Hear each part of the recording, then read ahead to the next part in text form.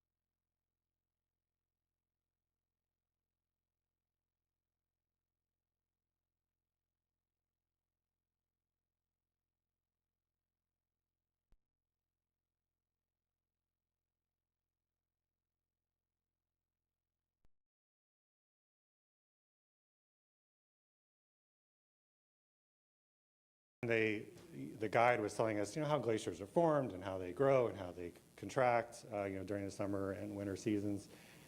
And they also pointed out this lake that you see before you, and how at the turn of the century that lake wasn't there, right? The glacier was there.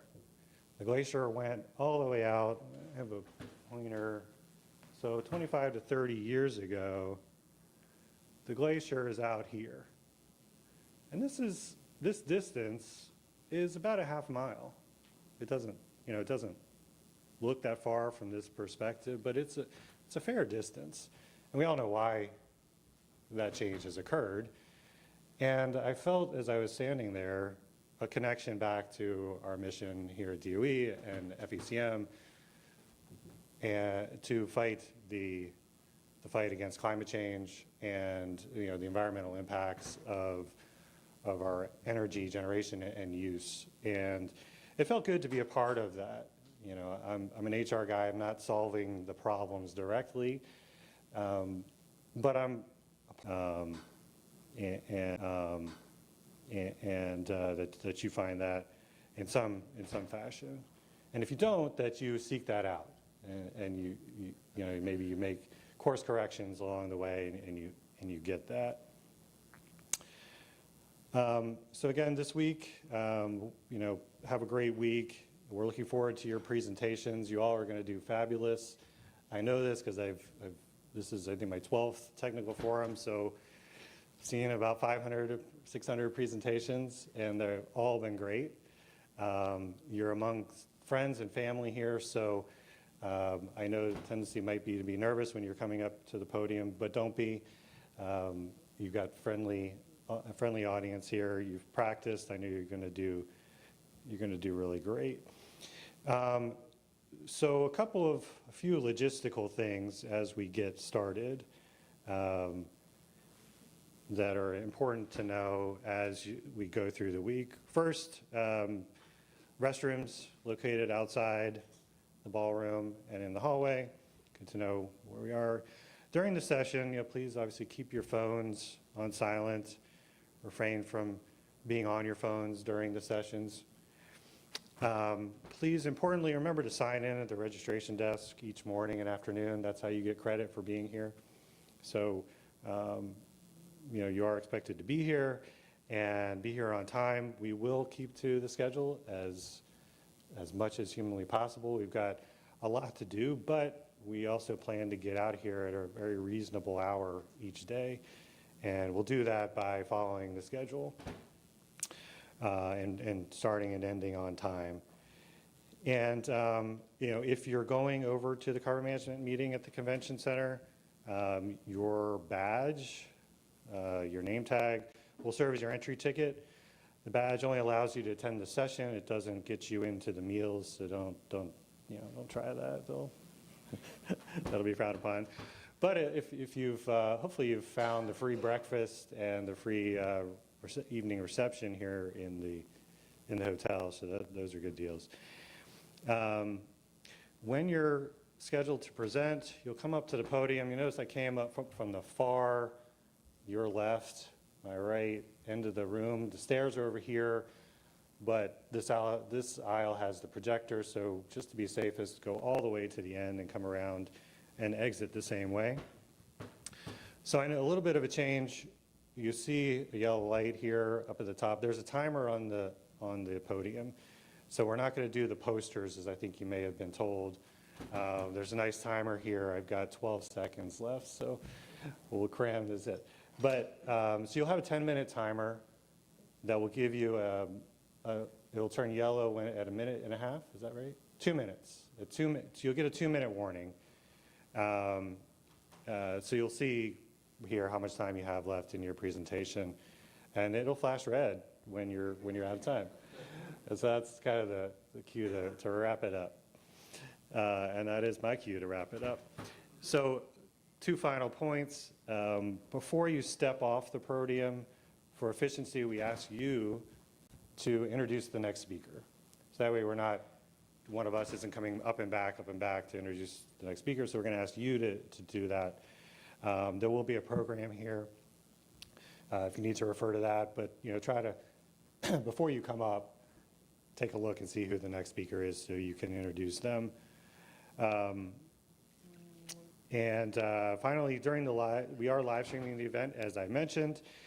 During the Q&A portion, which is 5 minutes, there will be a timer for that as well.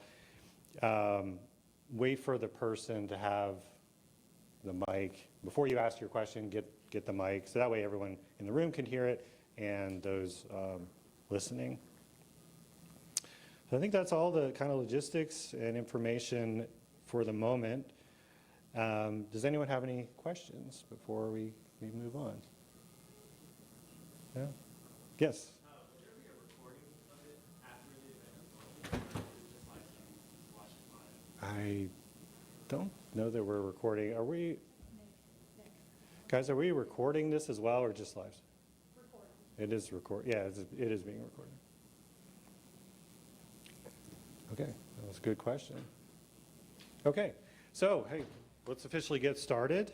Our first speaker is going to give a welcome, Mr. Jim Wilson, who is currently the Acting Deputy Assistant Secretary for Operations. You met him at the kickoff. He's also the Chief Financial Officer for NETL.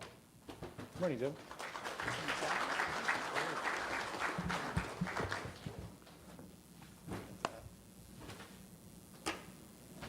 Thanks, Alan. Good morning, everyone. Welcome aboard. So as Alan mentioned, I'm acting Deputy Assistant Secretary for Operations at Fossil Energy and Carbon Management, and also have a role at NETL as the Chief Financial Officer. You heard from me at the opening ceremonies. I don't know that they were officially called that, but now with the Olympics going on, that's how I'm going to refer to them. I wasn't there in person. I was on remotely via Teams, so it's great to see everyone in person now. But you're probably wondering to yourself, why in the world is a finance guy here talking to us as we sit here, a bunch of STEM-educated people who have been doing STEM internship. So one of the messages that I have for you today is that your future, your career is really dynamic. It's really something that can go in a number of different directions, and it's something that you control.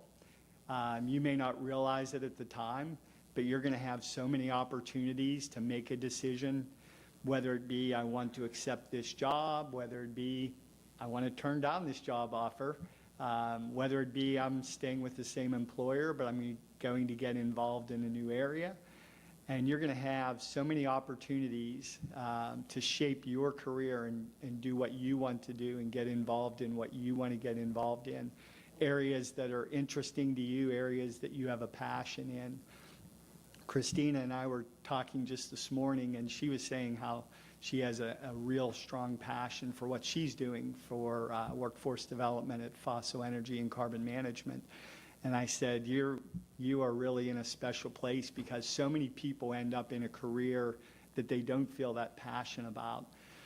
We all work enough years and enough hours in the day and enough days in the week that if you're happy doing what you do, that is so vital. It makes a huge difference in your outlook on life to, not be that person who gets up in the morning and grumbles and says, damn, I've got to go to work again. My dad did that. He didn't even work in a coal mine, but that was his reference. I'm going to work in a coal mine again. I was fortunate. I found a career in finance, which really is a good fit for me. And hopefully you'll all be able to do something similar. But you would be surprised to hear, so I'll tell you a couple of stories about how many times my life and my career have touched the STEM fields. So I went to high school about 30 miles east, which I think is that direction. Real small high school, graduated with 150 people. Always did well in math, always did well in science. Had no idea what I wanted to do in life. My guidance counselor did what he did with anyone who did well in math and did well in science. He said, Jim, you should become an engineer. And he went one step further. He said, you should go to Penn State University and become an engineer. And at the time, there was a theory among the students that he got a kickback from every student that he sent to Penn State. The other possibility was he might have been a Penn State grad, but this was back in the dark ages before the internet. We couldn't Google him, so most people went with the theory that he was getting a kickback. So I had no idea what an engineer was or what an engineer did, but my guidance counselor told me that's where my strength lies. That's what I should do for my career. I got really fortunate summer between my junior and senior year in high school. I got the chance to go to Case Western Reserve University, which has a really strong engineering program near Cleveland, Ohio. It was a one-week symposium to learn about their program for engineers. Really enjoyed it, but found out that's not what I wanted to do with my career. Not that there's anything wrong with engineering. Engineering's an awesome career. It just didn't feel like a good fit for me. And if I'm being honest, I thought to myself, technology, like I think I want to stay away from that. So coincidentally, I had one open slot my senior year on my schedule. I could either take a fourth year of Latin or I could take accounting. It was an easy decision. The Latin teacher, Magistri Detweiler, and I did not get along well at all. Like ever since my freshman year when she caught me cheating on a vocab test, our relationship was a little bit strained. So it was easy for me to say, I don't know anything about accounting, but I'm going to take an accounting course. And things clicked. Like it made sense to me. Debits on the left, credits on the right. General ledger has to balance. Assets have to equal liabilities plus equity. There was a right answer, there was a wrong answer, and you could tell if you had the right answer or not. So I decided I'm going to be an accountant. Went to college about 30 miles farther east. Once again, real small university. I graduated with about 250 people in my class. So there was 1,000 people at the entire university. In fact, at the time, it wasn't even a university, it was a college. But the point being, it didn't have a real big network or a real big presence here in Pittsburgh, so I didn't have an internship opportunity. I knew that I was going to be an accountant. I knew I was going to get involved in finance, but I didn't really know what that was. So I'm jealous of all of you that you've had this opportunity over the summer to work, whether it be in the lab or whether it be with the headquarters people, and find out a little more tangibly what it is that you might be choosing to get into. That experience that you got this summer is awesome. It'll give you a great frame of reference and balance your expectations. But what I did, just like in high school, where if you were doing well in math and science, you were going to go to Penn State and be an engineer. In my college, if you were doing well in accounting, you were going to interview with one of the big 8 accounting firms. At the time, there were 8. They were the 8 largest accounting firms in the world. Since then, they've merged, and today there are only 4. But I interviewed with them, got a job offer with Arthur Andersen and Company. And I'll come back to Arthur Andersen in a few minutes, but at the time they were the world's largest accounting firm, because that's what I was supposed to do. Not really knowing what an auditor did, I became an auditor. And after about 3 months, I thought, man, I hate being an auditor. This is kind of like reactionary. You don't get to make any decisions. Your client makes all the accounting decisions, and you come in after the fact and you check them. I thought that doesn't feel like a lot of fun. But I got exposure in that job to a lot of different industries. I got to audit clients in manufacturing, construction, healthcare, education. Got a lot of really valuable experience. I toughed it out for a little over 2 years before making my way to my next job, which was in the electric utility industry here in Pittsburgh. The office is about 4 blocks that way. If you're going to the Pittsburgh Pirates game on Wednesday night, from your seats, you might be able to see a big sign that says Duquesne Light Company. That's where I went to work. Started off doing accounting, and it was an interesting industry at the time in a lot of evolution. One of the big parts of the industry at that time was generation of electricity. So regardless of your fuel source, you could burn coal, you could burn natural gas, back then diesel. At the time, solar wasn't quite what it is today, nor was wind or other renewables, but hydro was a thing. Whatever fuel or source you used to turn turbines, you made electricity, you put them on wires, and you sent them to people's homes. I think it was 1977, so that was before I was in the workplace, just in case you're wondering. But in 1977, there were amendments to the Clean Air Act that required emission controls, because power plants that burned fossil energy were putting a lot of sulfur dioxide into the air, a lot of oxides of nitrogen, like those technology terms. And what happened was, and I'm not a chemist either, but those things mixed with other things in the air and caused acid rain, which was a bad thing for our environment. So a lot of really smart technology people worked on a solution to that. So here I am working with the electric utility. We didn't have a research organization. We gave money to something called the Electric Power Research Institute. EPRI is what everyone called it. And as far as I knew, they were a bunch of scientists and engineers who did research on the industry's problems. Little did I know at that time that not only did EPRI get money from the electric utility industry, EPRI got money from the federal government. And that money came through the Office of Fossil Energy, through the National Energy Technology Laboratory, and went to EPRI in the form of grants to do research to help clean up the environment. I learned that probably 20 years later, and there was a big light bulb went on over my head. I'm like, wait a second, I feel like I'm going back to the future. But the technology was called flue gas desulfurization equipment, scrubbers. They had to be installed on all newly constructed coal-fired power plants. Eventually, they had to be retrofitted on larger existing power plants.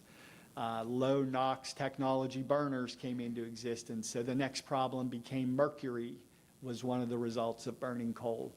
Technology kicked in again and came up with a problem for mercury emissions. Right now, carbon dioxide is the big challenge that a lot of focus is going into solving. But it's interesting how, despite not wanting to be a technology guy, I found myself in an industry with all of these technological challenges, working with another entity that had a bunch of great researchers coming up with solutions. Looking back on it, it's a little bit ironic. But the electric utility industry was evolving.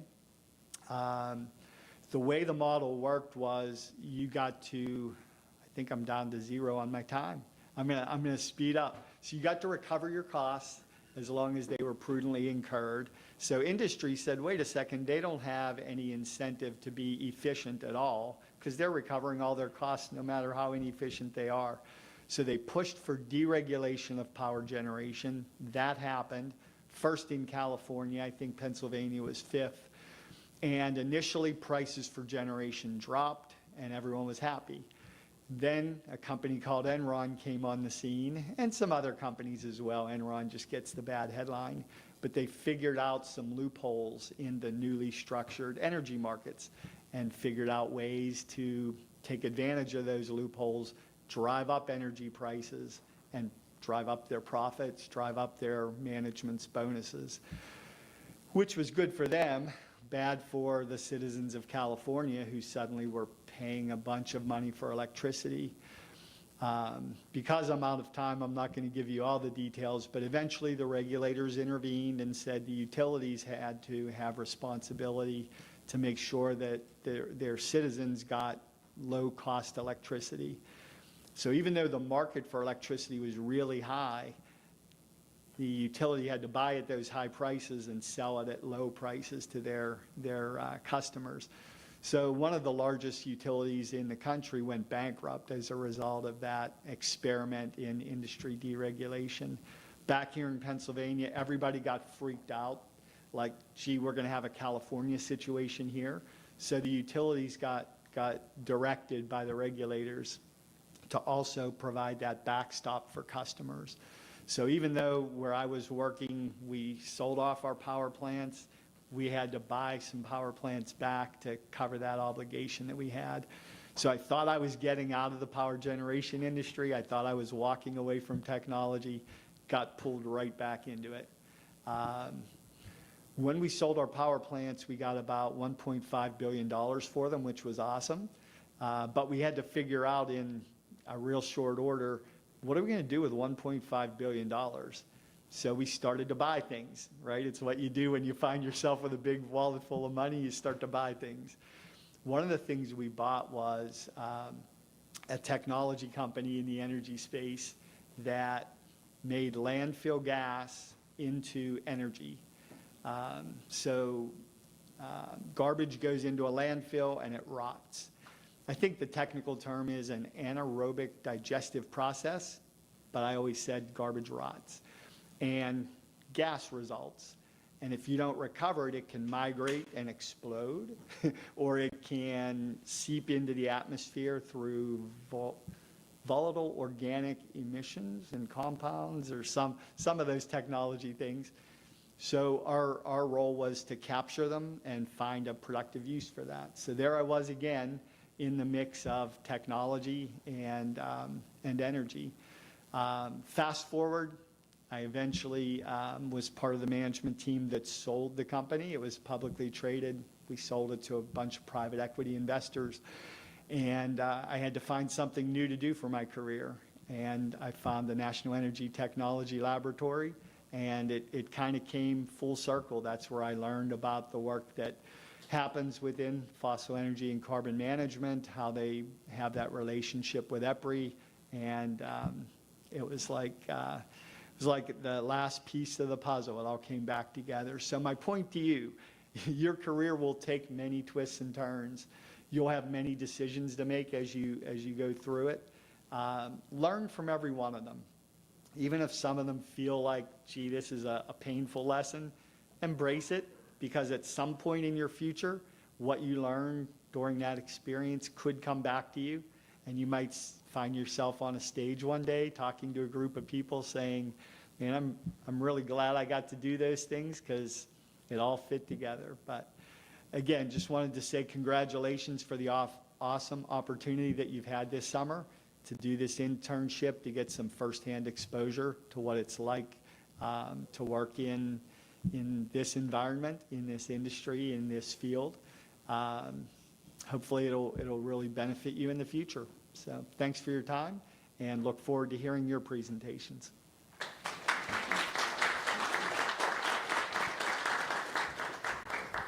And I failed Alan's charge of introducing the next person, so he's going to come up and introduce Reggie. Hey, thank you, Jim. Yeah, so we know how many years this has been going on. When you do a technical forum for this many years, you develop traditions, and one of our traditions that we're so fortunate to be able to do is have our co-founders provide some opening remarks. Yep, so Reggie, gonna follow the directions and go all the way around to the left.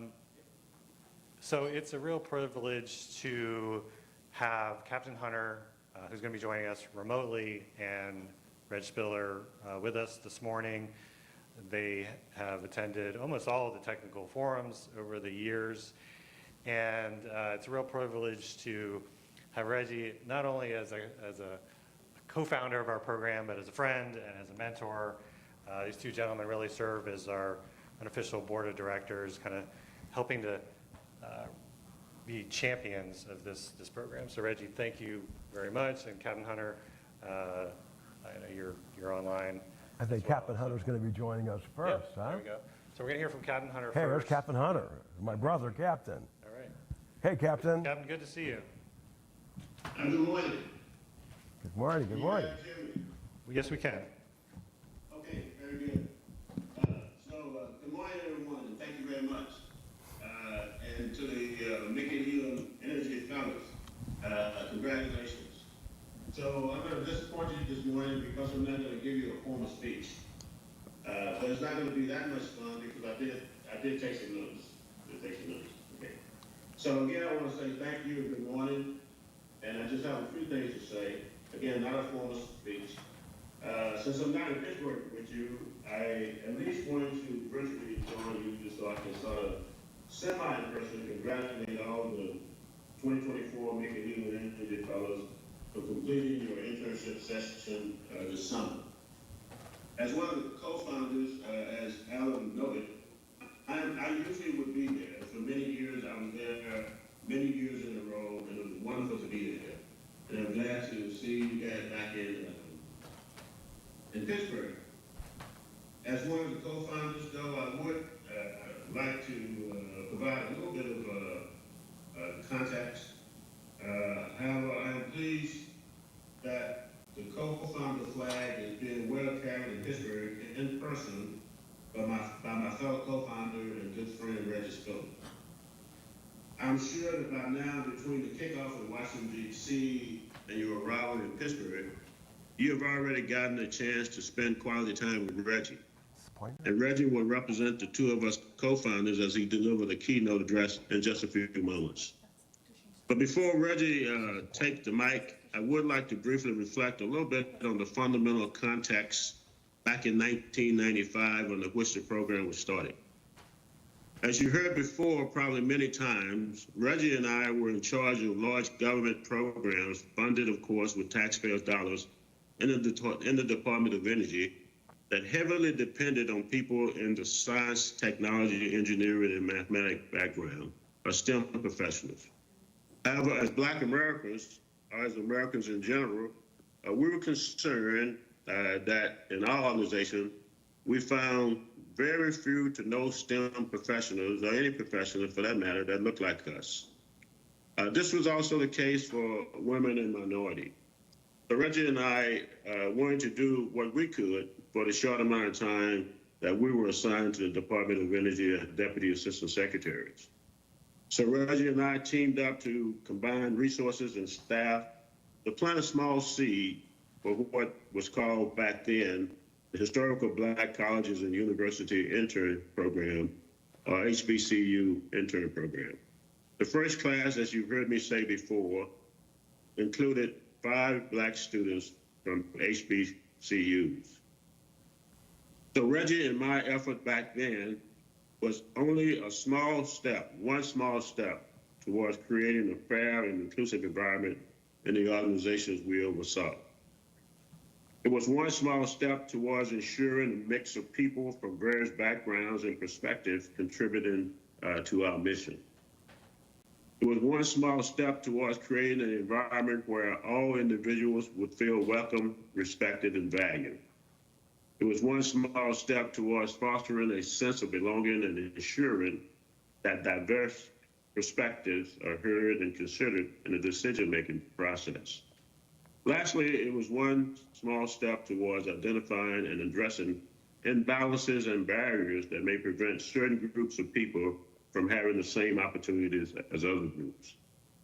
So that one small step back in 1995 led to today's Making New Energy Fellowship Program, in which you, the fellows of today, were fortunate to participate in, which next year will celebrate 30 years of preparing students from all backgrounds to contribute to the future of our nation as STEM professionals. The official statement, one of the official statements on the website today reads, the Making New Energy Fellowship Program focuses on providing underrepresented and minority students the opportunity to gain real-world hands-on research experiences. So the focus still is today what it was back then. The Department of Energy leadership, the Making New Energy Fellowship Program staff, ORIs, and especially mentors, site coordinators, research assistants, and all other DOE contributors deserve a high level of praise and great gratitude for the success and longevity of this program. Now to offer the keynote address, I would like to turn the microphone over to my fellow co-founder and good friend, Reggie Spiller, a gentleman with a long history of unmatched expertise in energy and business worldwide. It goes without saying that he is a steadfast, persistent, unwavering, committed, resolute supporter of the Mickey Leland Energy Fellowship Program. And since there are no amount of additional synonym that could give due credit to Reggie's support to this program, let me just welcome to the podium my fellow co-founder, Reggie Spiller. Thank you, Captain Hunter. Thank you, Captain Hunter. Hey, hello, family. Hello, Mickey Leland family. Wow. Welcome to Pittsburgh. It's a great place. My mom's family was from Pittsburgh, okay? They were all from here, okay? They lived up on what's called the Hill District. This is where all the black folks and all the Jewish folks lived, up on the Hill District, okay? That's where my mom's family was from. My dad, he was from Morgantown. He went to Morgantown High School. And he was the son of an African-American minister, Reverend Maynard Spiller. And so he was the country guy. My mom was like the city girl, you know? And Pittsburgh was always a really vibrant place, lots of different people. And so I say my family was deeply rooted here in Western Pennsylvania, but West Virginia, Ohio. And if you listen to the story of where the family came from, it goes back to like before the Civil War. If you look at the DNA, or if you look at the census records from the 1830s, 1840s, you got classified as one of two things. Either you were white or you were black. There was no middle. Now sometimes they would classify you as colored. There were a bunch of colored boys. You might be classified as mulatto. That was kind of like, you know, I'm mulatto. Those are the folks that had some DNA that has been sort of mixed. But when you really look at the family history, we go back to before the Civil War, and we were always a mixture of a lot of different nationalities. So I want to really share with you a little bit about me. I want you to kind of know where I came from. And much of what Mickey Leland is about today begins 150 years ago. Oh, I'm out of the camera, huh? Oh, okay, I gotta stay in the camera. I like to walk, guys, so. But a lot of what happens with Mickey Leland, the creation of this organization, really begins 150 years ago, okay? Not just 29 years ago. And so we're going to talk a little bit about that. You know, I'm a geologist. Who are the geologists in the room? All right, I'll have the geologists. Who are the engineers in the rooms? All right, good, okay. I did go to Penn State like Jim, from Olean, New York. Very interesting place. Olean, New York is on the Allegheny River that begins in Pittsburgh, and if you snakes all the way up to New York, that's where Olean, New York is, and that's where my family was from. I'm from a jazz musician family. I was supposed to be a bassoon player. I went to school, my family were all professional musicians, but because I started losing my hearing, I had to switch to something, and geology was pretty good because, you know, I was a Boy Scout. I like maps.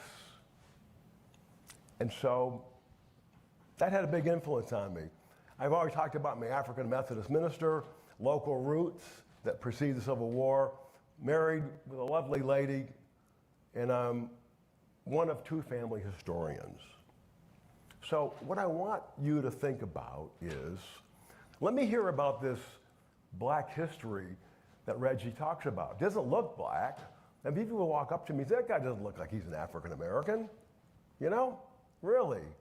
He looks like he could be Italian, you know, Brazilian, Indian, maybe from the Middle East, but African American, no one would ever suspect that, right?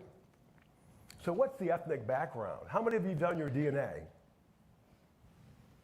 Oh, you guys need to do your DNA.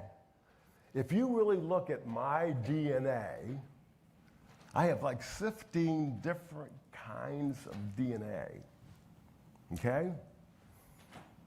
And some from my mom's side, some from my father's side. But when you see where the DNA is from, check this out.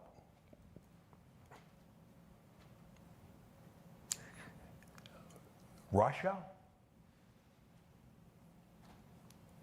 the UK and Europe, and some down there in Africa. When you start putting percentages on here, 30% of me is Jewish. Fascinating. You guys never would think I was Jewish. Maybe you would. 40% European, that makes me like 70% of me what you would call, white. I would be a white person, right? I mean, I could. And then only 30% of me is from Africa. What's fascinating in the 1840s, 50s, and 60s when they were doing the census, if you had like 1/8 of your DNA or your blood was from African American, guess what? You were black. That's how you got classified. How many of you know the story of Sally Hemings? Oh, it's a fascinating story. Thomas Jefferson's concubine. Sally Hemings was the mother of all of Thomas Jefferson's children. She was the half-sister to Thomas Jefferson's first wife, who died early. And if you look at Sally Hemings' genealogy, she was like 75% white and 25% black, but she was a slave because she had that black ancestry. And the kids, her children, they had like, a 12%, 12.5% of them, but they were also slaves. They were classified as black. So that's the way the system worked, okay? My family grew up in Pennsylvania and Ohio, and we identified as being African Americans, but we were classified as being African Americans. And that classification has had a profound impact on the success of my career. I've been actually successful as a result of it. When I grew up in Olean, New York, it was not okay to date the colored boy, but it was okay to be friends with him. So I had like a lot of friends that were women, girls, tons of them. I still retain those relationships today. It gave me a reason to get connected to people in a community where I was the minority, but it gave me the key to getting connected. And I tell you folks, the most important thing in your life and being successful, you gotta get connected. You have to be connected. This whole week, you better make sure that you get connected. Everybody in this room, okay? It'll be the key to your success, okay? This is Reggie Spiller, the African American at Penn State. Look at him. This is him, age 26. Pretty cool looking guy, right? Right? Big afro, mustache, Look at the little smirk he's got on his face. He's got a smirk on his face that says, I'm gonna go work in the energy field and have a good job. I knew that, and like Jim had talked about, it was a path, a very, very important path. This is age 26. My first job was with Exxon Company USA. One of the biggest companies in America. They hired this guy. You wouldn't even let this guy pump gas in your car, right? But they hired me, Fascinating. Never made me cut my hair. But when I got hired, I was hired as an African American geoscientist at Exxon. That's what I got hired on. When I was at Penn State, I was one of the first African American, to graduate with a degree in geology. That was just a classification, It wasn't an impediment, it was just a classification, okay? So I worked a lot of places, you know. Worked all over the US. And when you really look at all the places that I've had a chance to work, I've worked in 80 countries, you know. And I told you when we were together in Washington, I like spent jail time in 3, not really jail time. It's better to say it's incarceration time. I've been incarcerated 3 times. And to make good on my promise, I'm going to tell you about how Reggie got incarcerated in Somalia. Okay? So, this is 1990, before most of you were born, okay? But we were working in Ethiopia. I was with a company called Maxis Energy, oil and gas company, did a lot of international work. And Ethiopia at the time was a communist country. We were one of the first companies to come in and work to look for oil and gas in Ethiopia. And we took what was called the Maxis block, huge block. And you can see that it sits up against Somalia. Somalia kind of wraps around it. And so our job was to do the first geologic reconnaissance of this area, 8 of us. And we were going to hop in this helicopter, Bell 212, and fly to the field camp. And here's the field party. So there's young Reggie Spiller with his field party, okay? The rock hammers and picks. And this was planned as a 2-day trip. It's so far. It's like a 2-day trip by helicopter. I mean, you're out in the middle of like nowhere, okay? And to make a trip like that, you either have to take fuel with you, because there's no gas stations, right? Or meet up with people along the way that could give you fuel. So this is the 2-day planned trip. We start off in the Ethiopian highlands. Look, if you've never been to Ethiopia, one of the most gorgeous places in the world. It's the Rift Valley. This is where Lucy, you know, the fossil Lucy was found. This is the birthplace of, you know, mankind, up in the Rift Valley, okay? And then you fly down into this area called the Ogaden Desert. It's a beautiful place, but it's like a Death Valley type place, you know? And so here's one of the field stops. You stop, get out of the helicopter, fuel up. Now, we were looking for our field party. The field party had gone out a couple weeks in advance of us. And we were going to sort of rendezvous. Remember, this is before GPS, right? So everybody's like looking at maps, right? We all can read maps. And so it was a 2-day actual planned route, but when we started looking for our field party, we could not find them. We were running low on fuel. So we started making these traverses in the helicopter, you know, 5 minutes this way, 2 minutes this way, 5 minutes this way. And we started looking for the field party. We could not find them. The fuel gauge was going like this. And we eventually found ourselves overshooting the border, and we flew accidentally into Somalia. Now, we didn't know it was Somalia. There was no border there. But when we got there,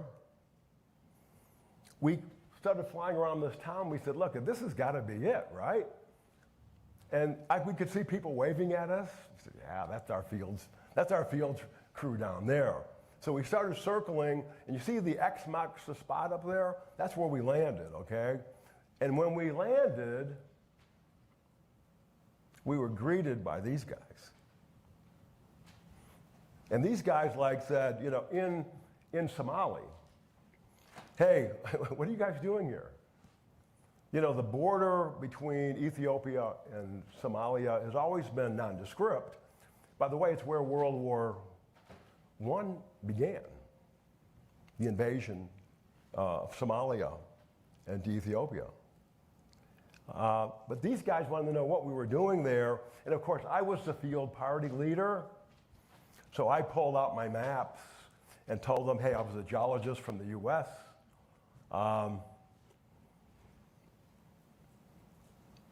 It happened to be on the same day that Iraq invaded Kuwait.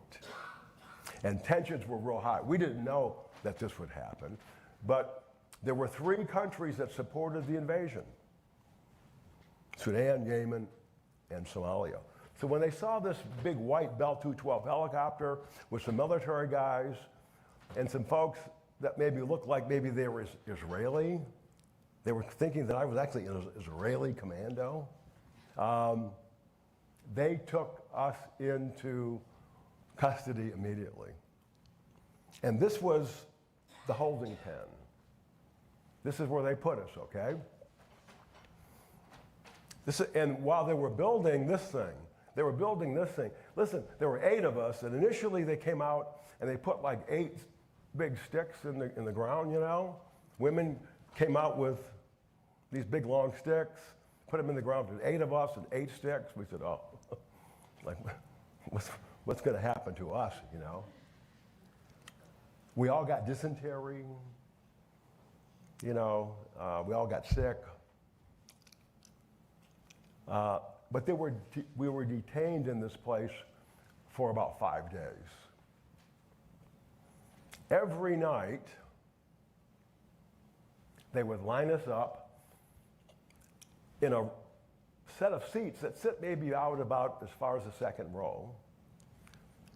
And there was a stoop that was about the size of this stoop, and across the back was a single light. And every evening they would ask us the same question. What are you doing here? What are you doing in our country? And are you part of some special military mission? They were thinking that, you know, maybe there's a problem here, okay? And were you sent here by Israel? There was a big concern about whether this was, you know, a big Israeli operation, okay? And they were absolutely convinced I guess I could look like I was Israeli, you know? You look at those pictures of me, okay? And what was really the purpose of your mission? Every day they did this to us. But finally, on the very last day,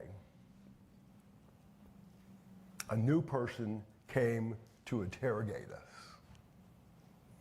And when he came up on the stoop, you could see him, he shook like this. You could see him shaking. And then he asked us the questions. But he spoke in perfect English. I mean, perfect English.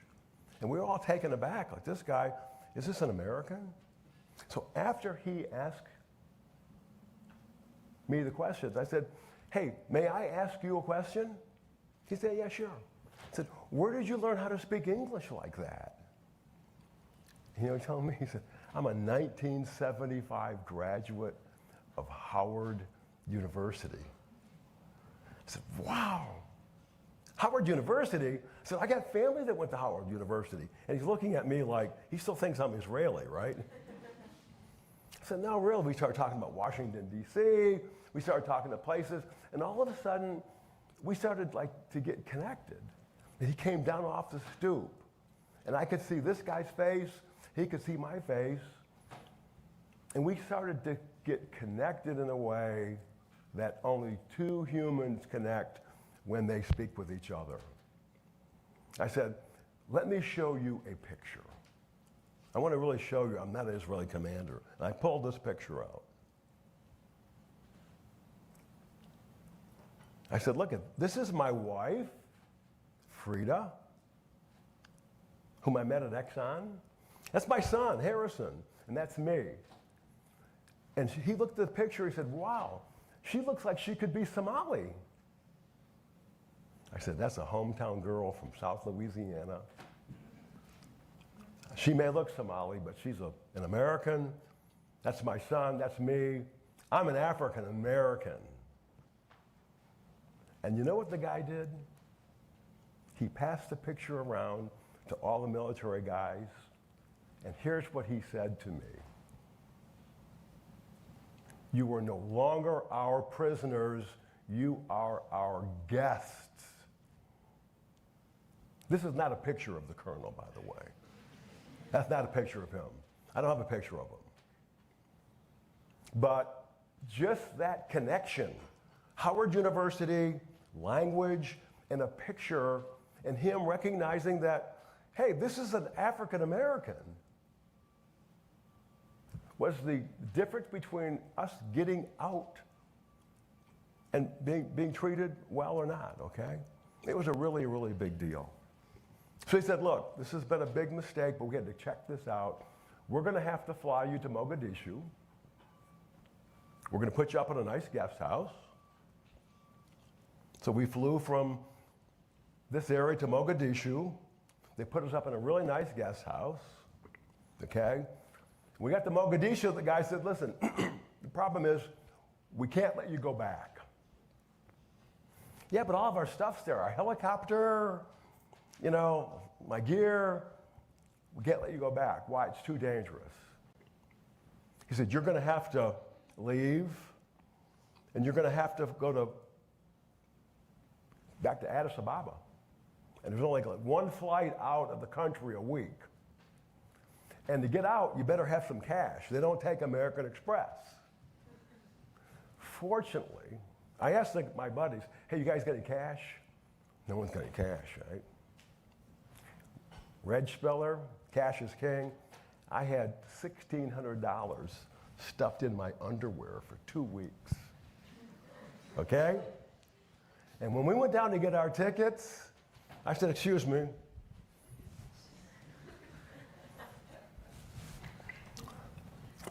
One, it was $1,100 to get out, okay?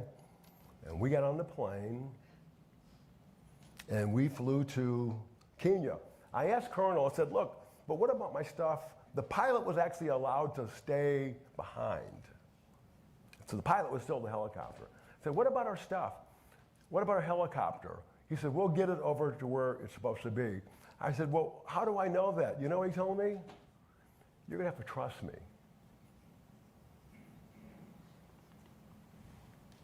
Okay, what am I going to do? We got on the plane. We flew to Nairobi, Kenya, where our credit cards worked really good. We checked into the Intercon Hotel, first class, 2 weeks in the same clothes. We checked into Intercon Hotel, treated like kings. The next day, we took a plane up to Addis Ababa, got another plane, and he told us where this helicopter was going to be located. And we flew there, and there was the helicopter with the pilot, full of fuel. None of our stuff was missing. They could have ransacked it. The only thing that was missing was the candy bars. That was it. That was it, And so my office told me, look, you don't have to go back to the field. Look, guys, we've already been there, done that. We're okay. We went back to the field for 2 weeks, finished our work. Here's Reggie Spiller sort of videotaping, looking at Somalia, But the moral of the story here, folks, there's a moral. Find a way to connect with people. You have to do it. And guess what? You don't have to be African American to do it, right? You got to find a way to get connected. That is really the key to your success, being connected. So 2 years later, remember this is all about Mickey Leland, right? 2 years later, I get a call from a guy to go be the first petroleum geologist and the first African American to be the Deputy Assistant Secretary. 1992, And it's there I met Bill Clinton, and the only other person who looked like me at DOE, looked like my DNA, was this lady, and she was the Secretary of Energy. That's Hazel O'Leary. She could have been my mom, beautiful lady. She and Bill Clinton.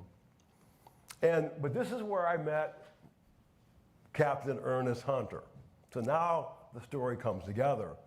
Captain Hunter had this fantastic career, had worked all over the world, was a Navy captain, and he was in charge of running a couple oil fields, which he never had any experience, but he was an engineer. And this is where I kind of met this guy. And what we realized that there was no one that looked like me there, and there was definitely no one that looked like him. So we said,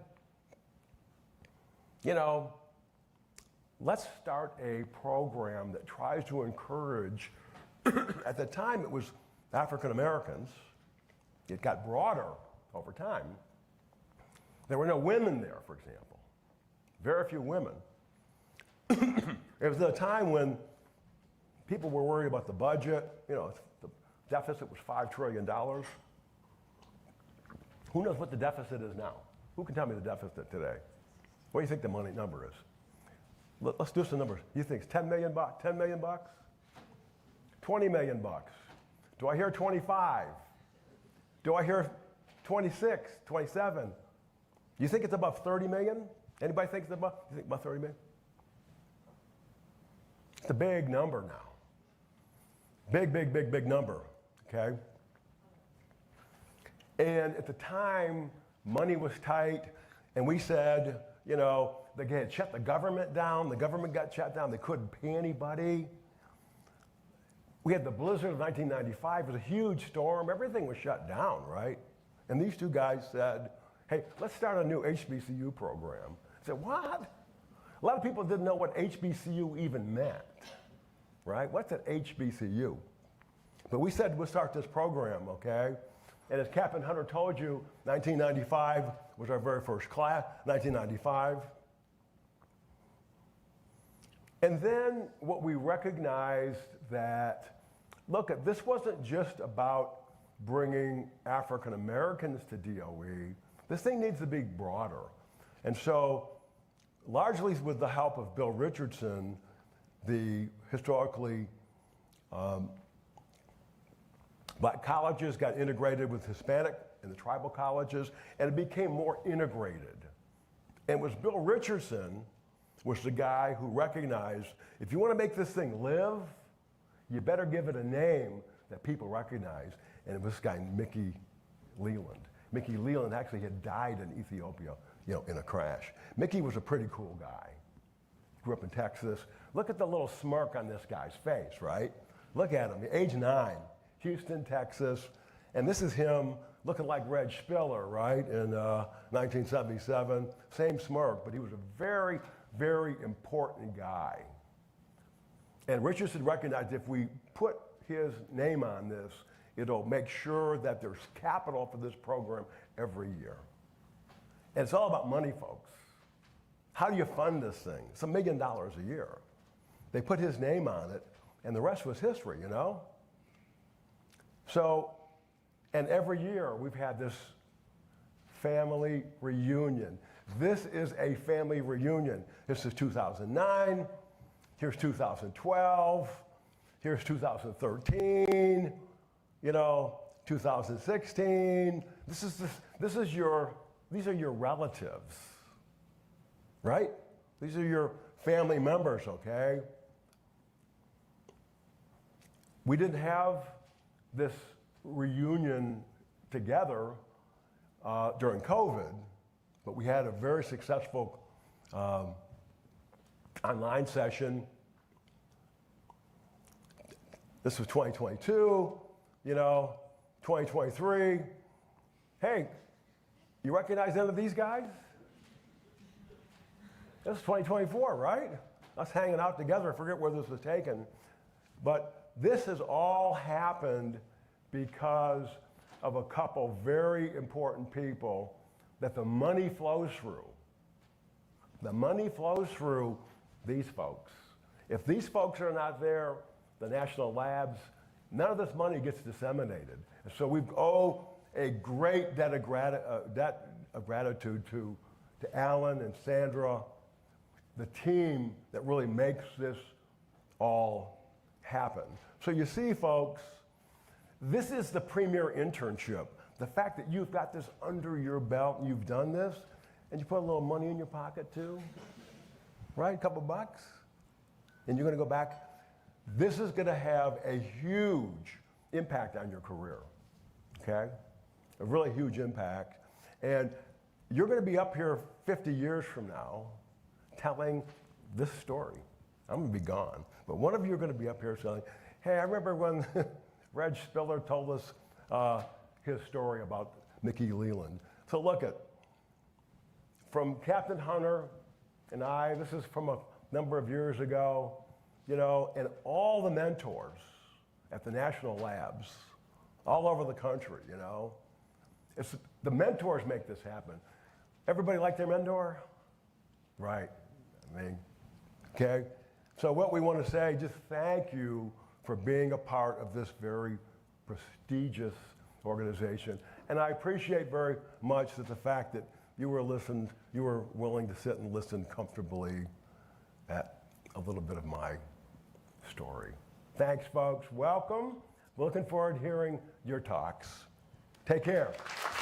Bye-bye.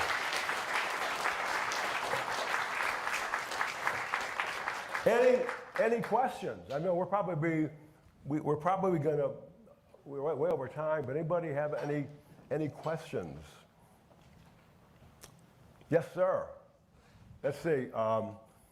You know, I'm a hearing impaired guy, so it's better to give him this microphone for me. But go ahead, ask it. I might be able to hear you. Hey, I was actually wondering, what were the other 2 locations where you were incarcerated?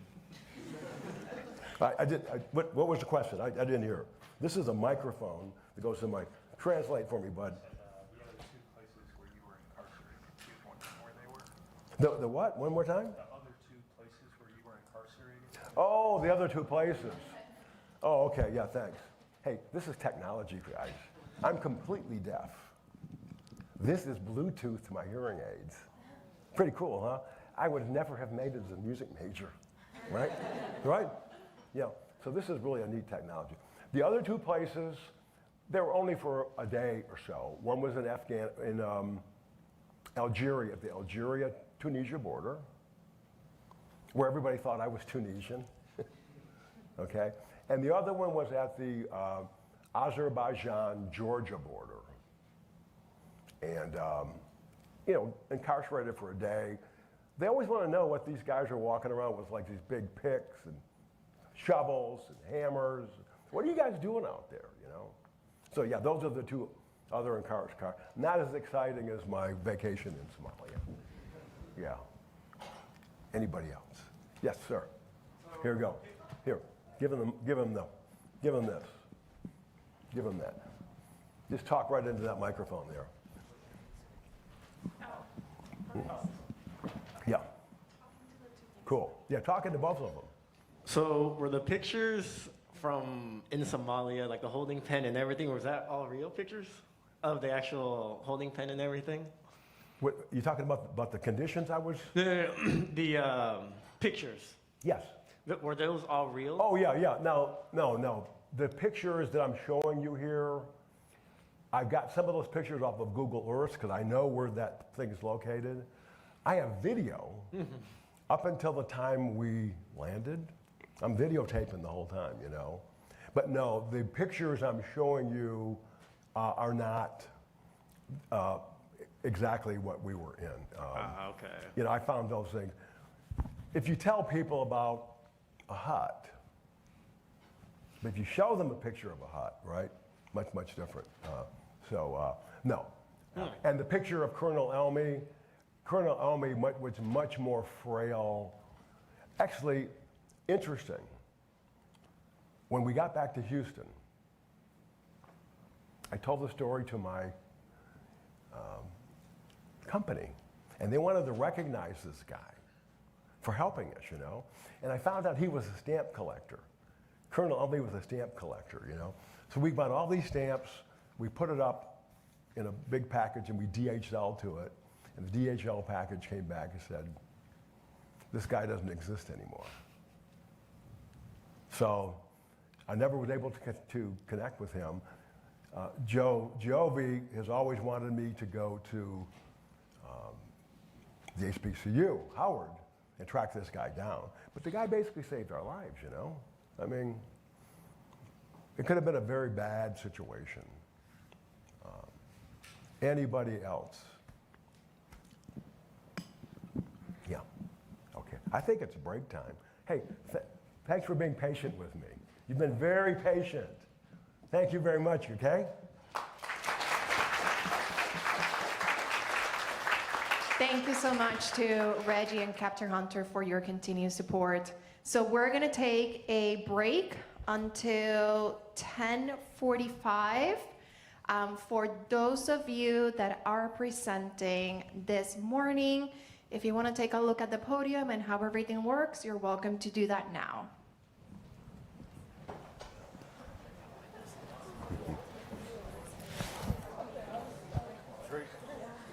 Thank you, pal. Engineering. My goals after the summer are to pursue a graduate program in project development and energy. And pictured below, I have my assistants on this project, my cat, Bilbo, and my dog, Patty.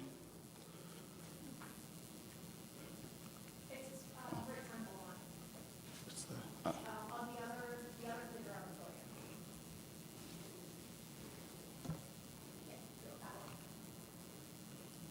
okay. So what is project finance? Right, so project finance is a process of financing long-term development projects and with large capital costs. And essentially project financing serves as a guardrail to securing funds for high-risk projects. And so if you could refer to this flow chart I have here, at the top we have two bubbles that are debt financing and equity shareholder. Those are essentially the basis for project financing since they essentially provide all of the costs associated with production. And they essentially invest their assets or currency into our SPV, which in this case will be E-Energy. And the SPV is basically designed to minimize risk for the stakeholders and shareholders. And then in return for their investment, shareholders will receive a return on equity and the debt financiers will receive an interest return on their loans. And basically, after investing in such projects like supply, licensing and permits, insurance, engineering, construction, operation and maintenance, you eventually develop a product that can be sold to an off-taker on the right-hand side there. And the off-take essentially provides you with revenue that you can then utilize to pay back your dividends and your loans. So, got a great picture here.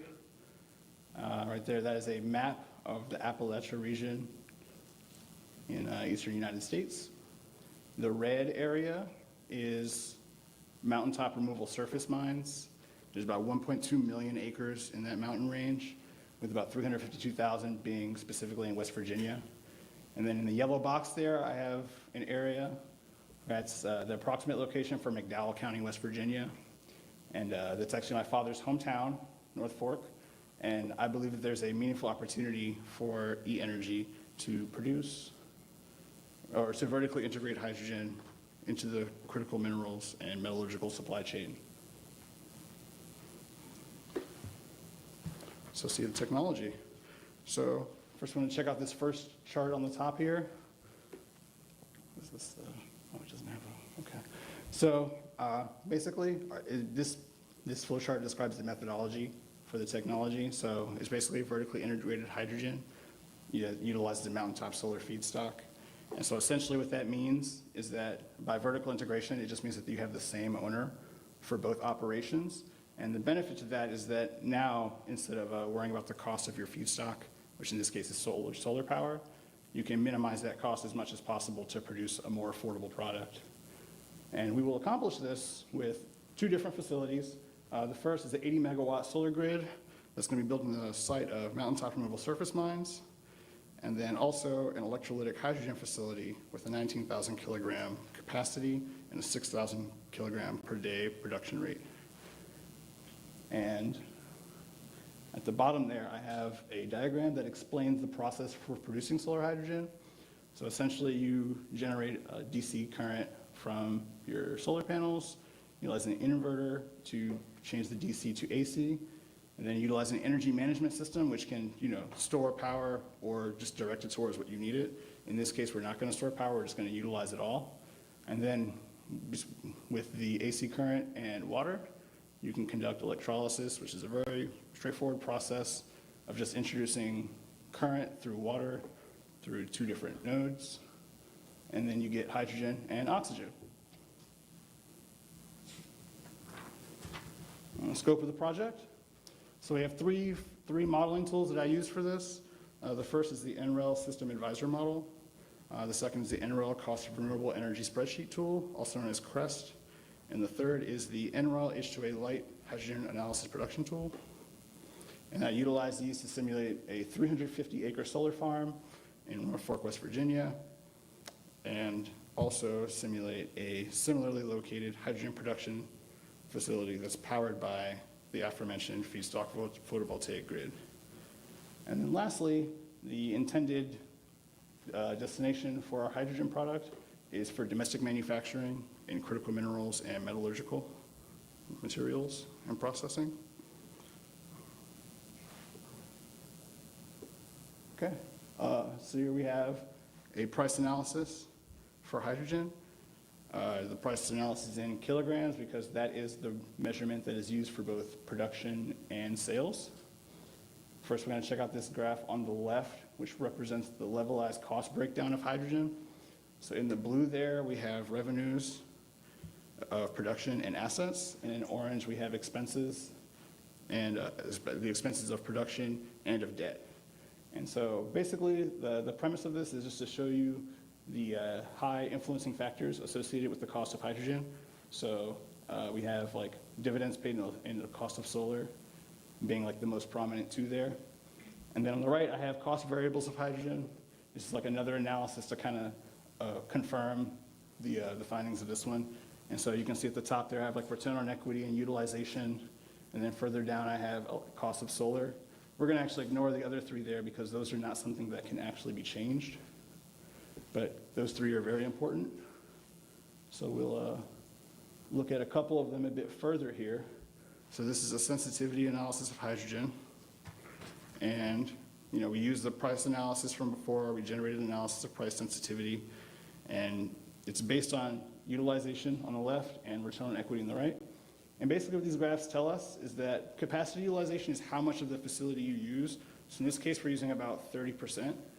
And that gives you a certain price. But basically this graph tells you that the more you utilize the facility while keeping all other factors the same, it decreases the cost. And then return on equity, that's the equity return to the shareholders. And so if you increase the equity, in turn it increases the price. Okay.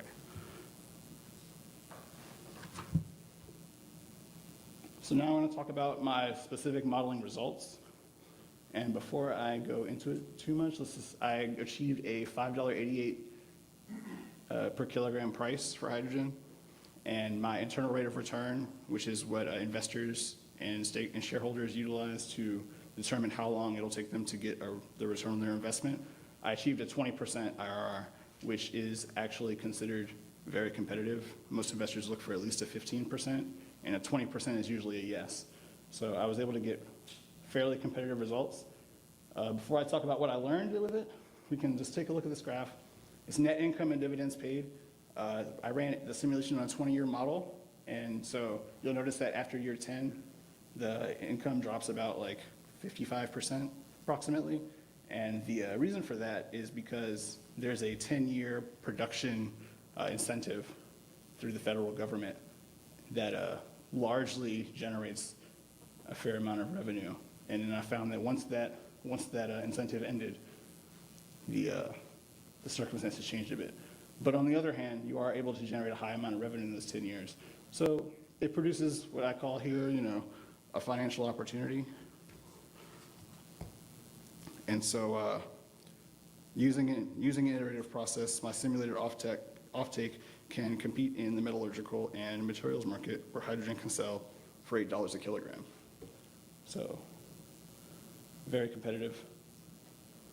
And in conclusion, Vertically integrated hydrogen production utilizing mountaintop solar energy feedstock is a practical means of converting remotely produced solar power on uninhabited land into a multi-use material that can be offloaded to a variety of industries and consumers.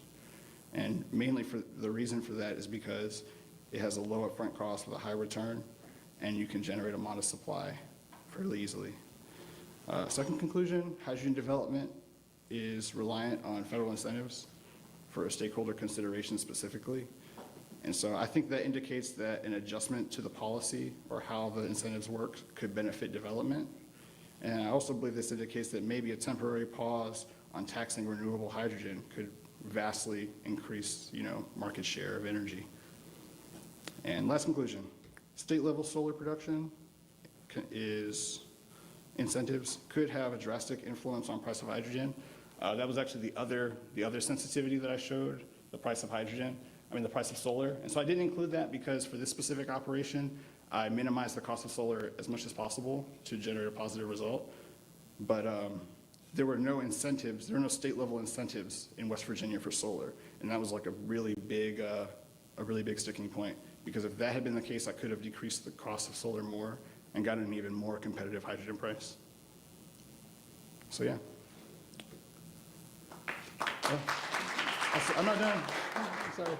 I do have some acknowledgements. My mentor, my research advisor, my advisors, also my non-MLEF mentor, Todd Schimmel, and my stepmother, Doris Schimmel, who are watching. And some references.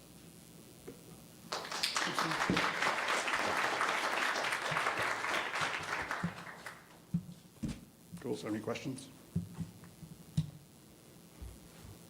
I'm curious, on the slide, it was like,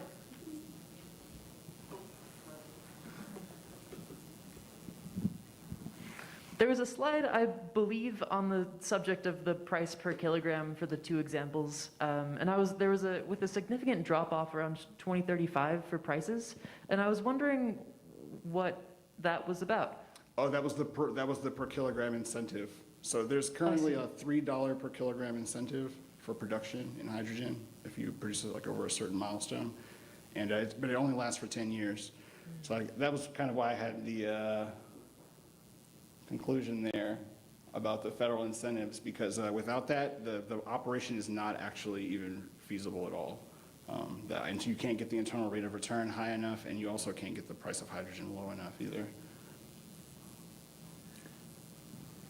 Reg. Hey, Irvin. Hey, let's play Shark Tank. All right. Okay. So I'm interested. I'm an investor. And, I'm from West Virginia. And I really like this whole concept of hydrogen from a solar cell.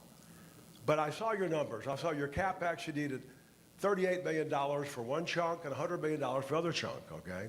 So you did $138 million. Yes. As an investor, tell me how much of that CapEx is debt and how much of it is equity. Yeah. And the reason why we're asking this, I want to be an equity player, but I want to make some money. Yeah, right? absolutely. Okay. And so this is actually an 80% equity stake. 80%? 80%, yeah. And the return on equity is 30%. So I think it's a very attractive investment. So over $100 million of this is going to be equity, huh? Yeah. Okay, so now tell me, you had an overall project of sorry. IRR 20%. Sorry, correction. How quickly do I get my money back? Because I don't want to be in this thing for 30 years. Yeah, correction. So actually, sorry, the solar farm is 100% debt. How quickly? It's 100% debt because it's owner op. 100% debt? Yeah, it's owner op. So it's 100% debt for the solar, and then it's 80% equity on the hydrogen. You think you'd get someone to finance 100% debt on something like this? I think so, yeah. Okay. I think it would be easier if you had someone like me with money that says, look, I'll put some equity into this. I'll lead the whole thing off. I'll put the $38 million into it, and you go finance the other $100 million. But I want a good return on investment. I can't live with 20%. So what are you willing to give up? You can't change the price, but I want to be an equity player. And it's going to make it easier for you to go get debt, right? So I think there's actually a good bit of room to adjust the price, specifically because I'm about, $2.12 below the market rate for metallurgical hydrogen. Yeah. So I think that there's a lot of room to adjust the price to satisfy investors Yeah. without making much more changes. This is a very good idea, folks, that he's talking about doing. I'm actually trying to build a similar plant in Guinea right now, which is a combination solar, but I'm going to jumpstart the thing with natural gas. I need something, okay, but, Cheaper, yeah. and I've got people who will put money into that, but just doing it with solar, the sun don't shine all the time, right? So have you thought about maybe another source of energy? Maybe it is natural gas, or maybe it's coal. So I had considered it, but I think that for this specific use case, which is, mountaintop development, the idea here is, you could build a natural gas plant anywhere, right? But, 97% of this 1.2 million acres is almost totally unused. So it's like the place is already developed, the trees are cut down, it's leveled, it has utility corridors, roads, rail. It's already prepared for solar, the way solar needs to be developed. And I think that that's kind of the sticking point here, is like, we can always do things with fossil fuels, but, as time goes on, we have to try to figure out new ways to make other options more feasible.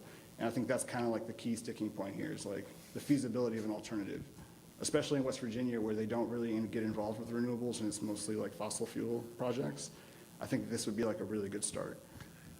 You've heard this story from me before. You know what they call guys like Irvin, who are engineers, who do this type of work? You know what they call them?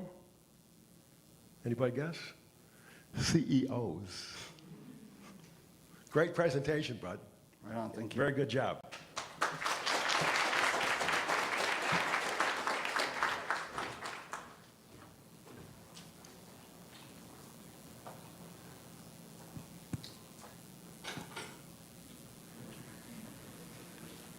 I would like now to welcome to the stage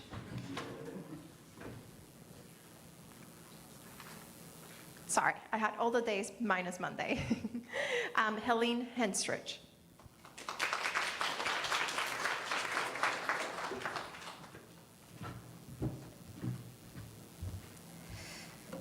Hello, I'm Helene. This is my project on time-lapse seismic monitoring of underground hydrogen storage. I did my research at Los Alamos under the mentorship of Dr. Neela Creasy. So a little bit about me. I'm going into my 4th year at UC San Diego, majoring in physics with a specialization in biophysics and a minor in math. Some future goals I have are to go to graduate school, hopefully, and then a fun fact, I am bilingual in Turkish and English. So starting off with some background, so as renewable energy sources like wind and solar become more prevalent in efforts to reduce greenhouse gas emissions, some challenges arise due to their dependence on weather conditions, which limits their availability in certain locations and seasons. So underground hydrogen storage emerges as a promising solution for long-term energy sources. So there are a couple different types of hydrogen, like gray hydrogen, which is produced from natural gases with carbon capture, blue hydrogen, without carbon capture, I'm sorry, and then blue hydrogen, which is produced from natural gases with carbon capture, black and brown hydrogen, which is produced from coal, and then green hydrogen, which, like it sounds, is made from fully green renewable energy. So the process for that is that excess renewable energy is used to create hydrogen gas, which is then stored underground until such a point where renewable energy is not enough to meet consumer demand. So the hydrogen at that point can then be withdrawn and easily converted into heat or energy, and then can meet that demand. So a couple of important terms to note are primary waves and secondary waves. So primary waves, which are also known as pressure or P waves, are compressional waves, which are the first to arrive after a seismic event. So this is anything like an earthquake or something of that sort. And then secondary waves, which by their name come after the primary wave. These are slower waves that cause rocks to oscillate perpendicular to the direction of motion. These also cannot pass through fluids, which is why they're a little bit slower. So the research questions I aim to answer are, how does underground hydrogen storage impact these seismic waveforms? And can the hydrogen plume that is underground be seismically monitored from above ground? So one of the important methods was using the Gassman equation. So the saturated bulk modulus, which is Ks, describes the elastic constants of a porous medium, which is saturated by a compressible fluid, which in this case was hydrogen gas. And then this is calculated using this equation. So there are other elastic constants, but it is most useful for finding the P wave speed, which you can see up in the top right. So there are a couple variables that change in this equation. So the KHS, which is the rock frame moduli, does change a little bit because it takes into account the pressure. But the largest change occurs in the fluid bulk modulus, KF, and the density, rho, as both of these decrease when hydrogen is added, since it's considerably smaller than water, so those values decrease. And then in this research, I used 4 reservoir simulations. So these were from a code called TUF, which was created by Lawrence Berkeley National Lab. So in these 4 rock physics models, there are 2 mixing models, which we refer to as Royce, which is an n-member case for the mixing between water and hydrogen, which is referred to as stratified mixing, and then mix, which is based on ultrasonic P waves measured from the lab as hydrogen is injected into sandstone. And then within these 2 mixing models, there are also 2 models to determine the bulk frame modulus KHS. So we have the Hertz-Mindlin, which is reliant on the physics rather than the experimental observations. So this models what the expected bulk modulus should be like for a specific material. This tends to lead to an underestimate of the bulk modulus. And then the Kreef approach is reliant on empirical data, which comes from a measured P wave speed of different rocks as a function of their porosity. And then finally, SpecFEM 2D wave solver was used to analyze the waveforms, which will be seen later. So the first kind of approach was to check how the underground hydrogen was affecting the seismic waves. So in the top right corner can be seen, this is the hydrogen saturation underground over 21 days. And then this movie on the left is the percentage change of hydrogen of the P wave speed as compared to the very first day. So as can be seen from the color bar, as the days are increasing, the P wave speed is actually decreasing. So this model specifically is the Hertz-Mindlin mix rock physics model. So it decreases by around 15% total over the 21 days. So as can be seen from the histogram, this kind of same process is seen for all 4 models. Although the Kreef mix does have the smallest, it only goes up to approximately 5% decrease. And then the Hertz-Royce model increases the most by a little bit, over 20%. And then this is the same, but for the shear wave speeds, or the secondary waves. So as hydrogen saturation increases, the shear wave speeds actually increase in contrast to the P wave speeds. And then as can be seen from the histogram, this is actually consistent through all 4 rock physics models. So the approximation used has no effect on the S wave speed. And then this is a waveform simulation of P and S waves approaching and reflecting off of an anticline. So this was created, so the reservoir simulations seen in the previous examples were from an unstructured mesh. So they varied over the whole region. SpecFEM 2D is a numerical method, so it needed a very structured mesh. So this was created by, I interpolated all of those models over a very structured homogeneous mesh and replaced the P wave and S wave speeds to reflect the reservoir models. So this specifically is for the Kreef mix, and it was created using day 7 data. This was just a random day that I picked, but it was very consistent over all 21 days for what this simulation looks like. And then this is the output that was also taken from that same interpolated file that was gone through the SpecFEM. So this is a plot of the normalized amplitude of the waveforms over 21 days. So like the plots from previously, this is also a difference comparison, so each subsequent day as compared to the first day. So this plot in the bottom left corner is just one waveform on one day by itself for one receiver. So there were 19 receivers in this model. I chose only the first receiver, but similar to the previous slide, these were pretty consistent throughout, although there were some differences in how much the amplitude changed. So as can be seen from this plot, there was actually a significant change noticed in the amplitudes over the 21 days. So the first peak at the very top, around 0.46 seconds, is the P wave reflection off of the top of the anticline that was seen in the simulation in the previous slide, which is followed by reflection off of the bottom of the anticline. And then the secondary wave is always secondary, so that's the second peak that can be seen, again with reflection off the top of the anticline and reflection off the bottom of the anticline.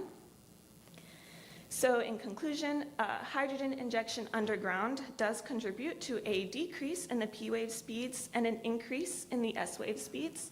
So it does impact the seismic waves. And then as time progresses and hydrogen is injected, we can see there is a noticeable change in the amplitudes of all of the waveforms. So this is still preliminary data, but it does indicate that underground hydrogen storage influences seismic waveforms and velocities and opens up some paths for more seismic monitoring that can be done in the future. So thank you to the MLAF program and Los Alamos for the research opportunity this summer. And are there any questions?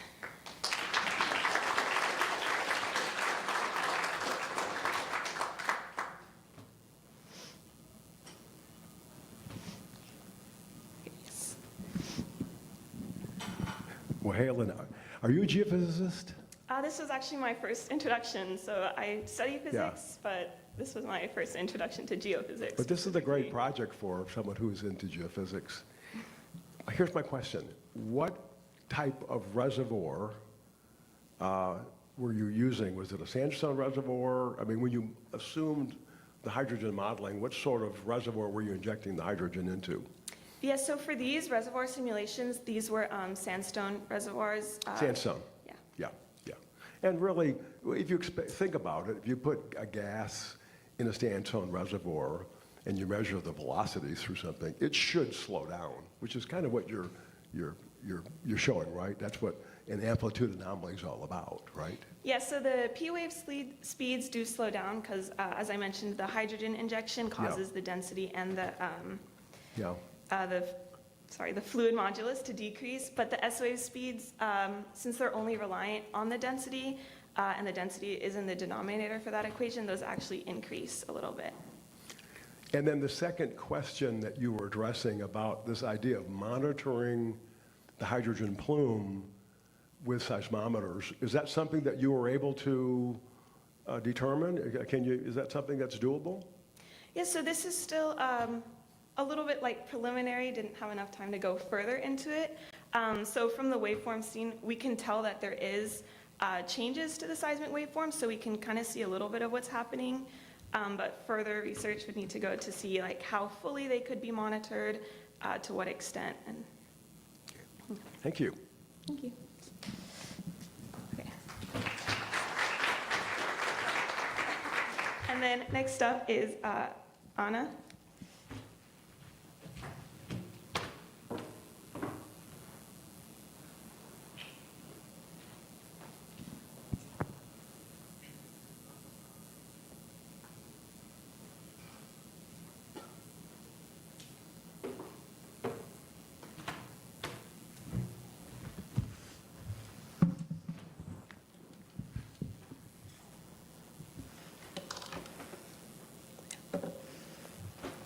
Good morning, everyone. My name is Ana Carolina Torres, and today I will be presenting my research, which consisted in a literature review on the recovery of critical minerals and materials from mine tailings with a focus in copper, and this project was conducted on the mentorship of Gabio Bay.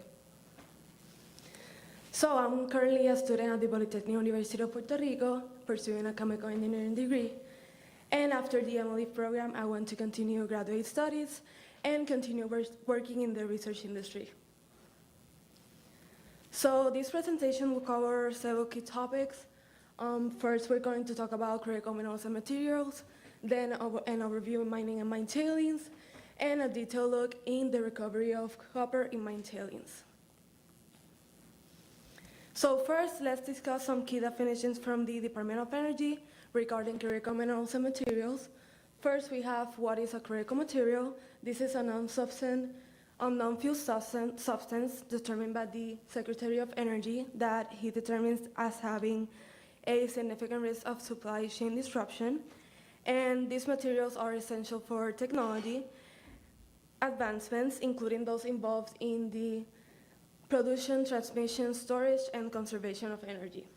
Meanwhile, a critical mineral is determined by the Secretary of Interior as being crucial, and these minerals are vital for our economy and national security, often due to their limited supply sources and potential supply chain vulnerabilities. Due to their significance, the Department of Energy maintains a list of 18 critical minerals and materials and is currently updated based on demand. This contributes to the future of renewable energy technologies, aiding to the transition of cleaner energy sources and enhancing energy security. Their applications can range from electric vehicles, electronics, LEDs, solar fuels, and fuel cells. Here we can see the DOE criticality matrix, and it presents the short and medium outlook categorizing minerals based on their supply risk and importance to energy. As we can see, for the case of copper, in the short term, it's not considered critical, but in the medium term, it's near critical, but in 2023, the DOE actually considered copper as a critical mineral. Now, this chart represents the mineral requirements for clean energy technologies by different scenarios. In this case, we have 3 scenarios. First, we have the net zero emissions by 2050 scenario, and it represents the global pathway of achieving net zero emissions by 2050. Then we have the announced pledge scenario, which considers all energy and climate pledges and targets that the countries have publicly announced. Then we have the stated policy scenarios that is based on current policies and measures that the governments have put in place.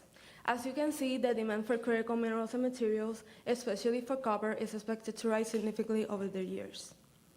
So how do we obtain these critical minerals and materials? Well, the primary source is mining, and it can take up to 7 to 10 years only to get to the permitting stage. So this supports the necessity of finding new sources of obtaining these critical minerals and materials. So the mining industry generates millions of tons of waste per year, and the leading type of waste is tailings. So tailings is a waste material for mining processes and is primarily composed of ore after the target resources have been extracted. Here I want to explain a little bit more about how the process is and how tailings are generated. So first, the rock-containing minerals are mined from the earth and processed to separate these minerals. Then the mined rock is finely ground and mixed with water, and sometimes chemicals are involved to separate these minerals. And once the desired minerals are extracted from the finely ground rock, the remain is known as tailings. And then finally, the tailings can be processed. Tailings can be found in several forms, such as slurry, paste, and dry stack. Each form has its advantages and challenges in terms of usage, storage, and environmental impacts. Even with the amounts generated, tailings can be categorized based on their properties. So some of the characteristics that are taken into consideration are the ore mineralogy, the extraction technology used, and the process design parameters.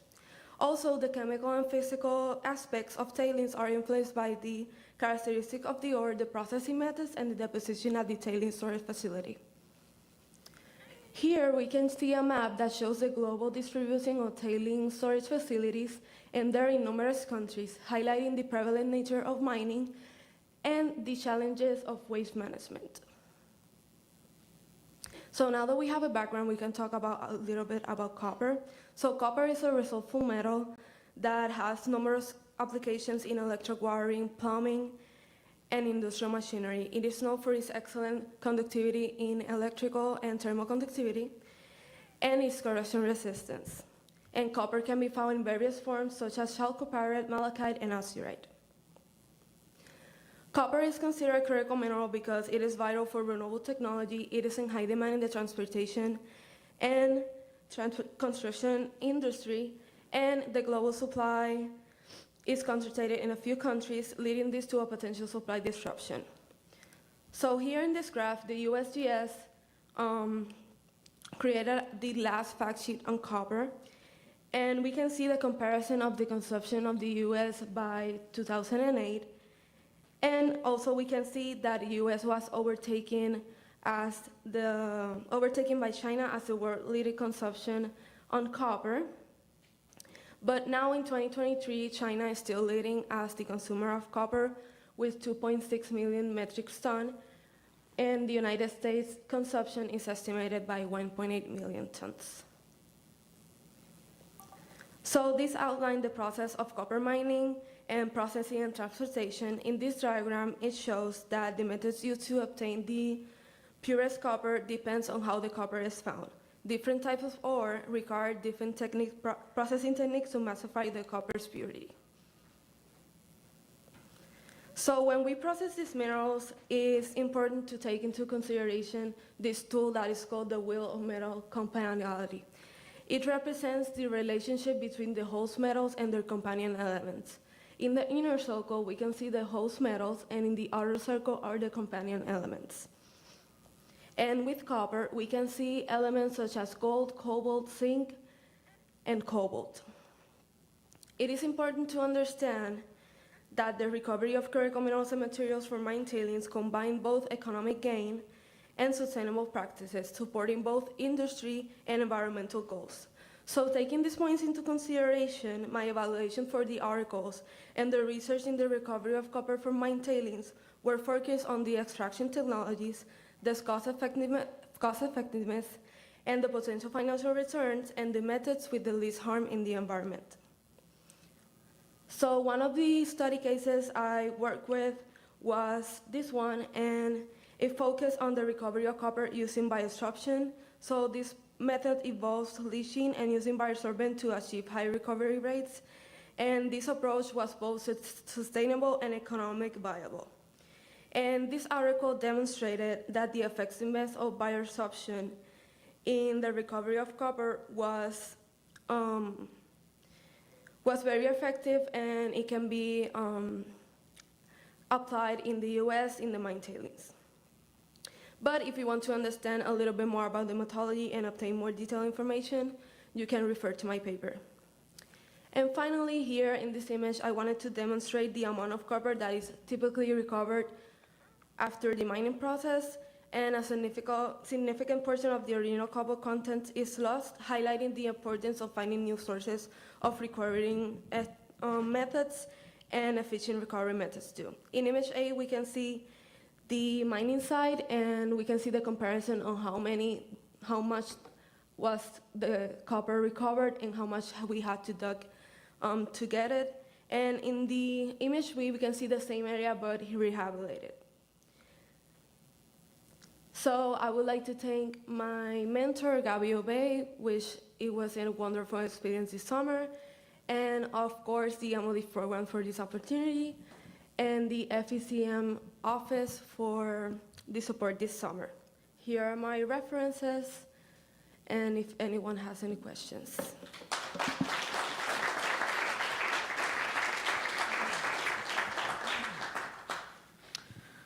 Yeah, excellent presentation. And I think you really highlight some really important analyses that have gone on that other people have also echoed about. You know, we have these ambitions to transition, and yet those that have done the math have said that we have insufficient rare earth elements and critical minerals to fully implement a lot of the things that we're hoping to do. Your analysis certainly does push us in the right direction. So especially for copper, I don't know if you actually provided the core data, but how economically feasible is looking through the tailings and trying to extract out the rare earth elements, especially copper, to help us get closer to that goal? Are the processes in place, and do the economics work for us to look at tailings as a primary place to get rare earth elements, especially copper? So first we have to see that it takes a lot of money too to do the mining process, and we have a lot of waste going around, and it takes a lot of years to just get into a minor recovery of copper. And regarding the economic position, so the industry has need copper in various forms, like in the electric cars. Even in cars we have a lot of amount of copper. In wind turbines we need copper too. So copper is a necessity today. So looking into mine tailings, so we need to do the research because it's something very recent. The only articles and research I found was very recently, like 2023, 2022. So it's something that we need to look into, but it's a good resource of mining because even in the research, it was only a sample of the tailing solutions. It had a good recovery rate of copper. So if we do it in a greater amounts, we maybe can have a new resource of finding new minerals and rare elements that are a necessity in the U.S. Well, it's a great analysis. Really appreciate that. And you're also very blessed to have had Gabby as your mentor, Yes. because I should point out that Gabby was a Mickey Leland student Yes. 20 years ago or however many years ago, and she's one of our best and one of our finest now, so congratulations on that. Great presentation. Thank you. Thank you.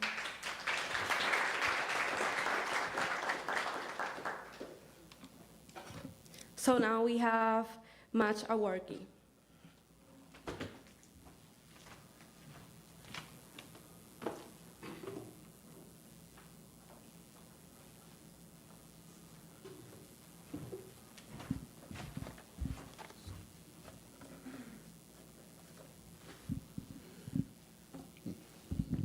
Hello, everyone.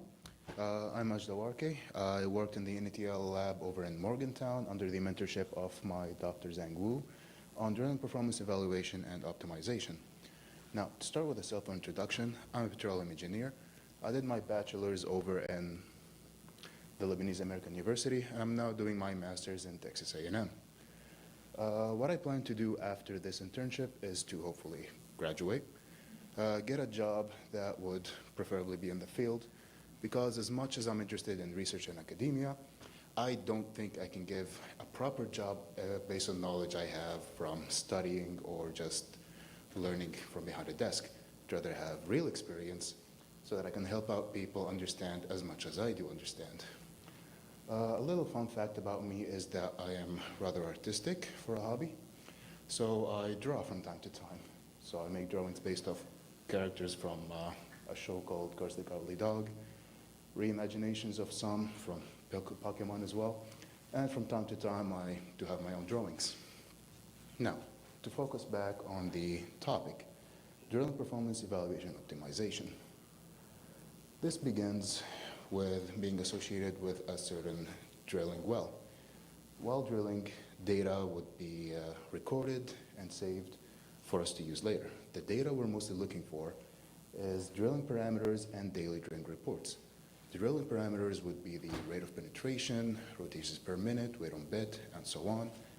The daily drilling reports would be mostly like journals, giving us information about what happens each day, if there's any mistakes, any problems. This report would help us evaluate what data to include in our processing and what to remove. If there's a problem that happened during the drilling, we know this is something that would cause errors in our processing. So after this data is sent to us, we start the processing, the analysis and all that, and then we finally start presenting the results. The presentation is what's happening right now. This is the data for well Forge 5632. It was monitored by the Geothermal Resource Group Incorporated and it's located in Utah, Beaver County, where the University's Utah is actually operating it. Here we see the black line being the well depth, and the blue line is the location of the bit with time. You notice that the blue line goes up and down repetitively. Each trip up and down is called a trip. Our objective is to minimize the number of trips we have while obtaining the depth we needed during a project. But how do we do that? To start with our process, we first split the project into 19 sections. At least that's what we did here. This split depends on the time they changed the bit, the depth that passed, or the time between each trip and so on. So to properly organize the data, we would first require the drilling reports and the rig data that we mentioned before. These are all put together into the MATLAB code that we have prepared. After processing, it will give us the section analysis, performance analysis by section, and performance evaluation. But it is not just as simply as letting the code run. For when we want this to happen, a lot of factors take place. Such factors would be the drilling speed of the drill bit, the weight on the bit, which determines how much pressure is going on the rocks that we're drilling into, the drill type itself, because sometimes we have to make sure that the drill bit we're using can be optimally used for the depth we're on and the type of rock we're working with. Also the depth, because the deeper we go, the rougher the formation, the higher the temperature, a lot of factors that change, including the lithology. As deeper in we go, it becomes harder to cut through the rocks. We'll need to change the drill bit. All factors rely on each other and need to be considered when writing the code. Here is one part of the code, because the full thing was actually over 2,600 lines per file, so it would take multiple days to run. When merged all together, we would first get a summary of the optimizations for the project we have. Here we have the actual measurements, average measurement for the entire project, and the lines in green are the optimized version of every parameter. But this is not enough to help us understand what to do, which is why it gives us detailed information on every section, one by one. We have the rate of penetration, mechanical energy, the flow, the weight on bit, and so on. Now, even this much will not be enough to help us find out what to do in every section, which is why we also have the figures. Now, this is only just for one section. We have the rate of penetration on the left and the energy used on the right. These show us the actual and the optimized, or the recommended optimized points from which we could work on. And they change from section to section based on how much we have worked on. Also have the weight on bit and rotor RPM, flow, and finally error. The error percentage is basically how much we expect to have the final result off, wrong, so we try to keep it at a minimum as best we could. Now, but throughout all these graphs, this is based on data that has already passed. What's important though is having an updated bit schedule. I know these figures are not gonna be very visible to much of you, which is all right. All we have to focus on are three types of figures. The one in the middle is the one we like most. The green line indicates that the bit we're using right now is something we have to continue working with. Still proper, still working at an optimum level. The red line means that we're overdue for a bit change. At this point, the meeting between the two is when the bit should be sent back up, changed to one that has better details, better ways of working, and then sent back down. On the left, however, sometimes we don't have enough data. The program is great. The code runs really well, but it's not perfect. Sometimes we have missing data, bad information, or we just need a little bit more work for it to finish up. So we just get blanks, which sometimes we can solve for ourselves using equations and just running it by hand.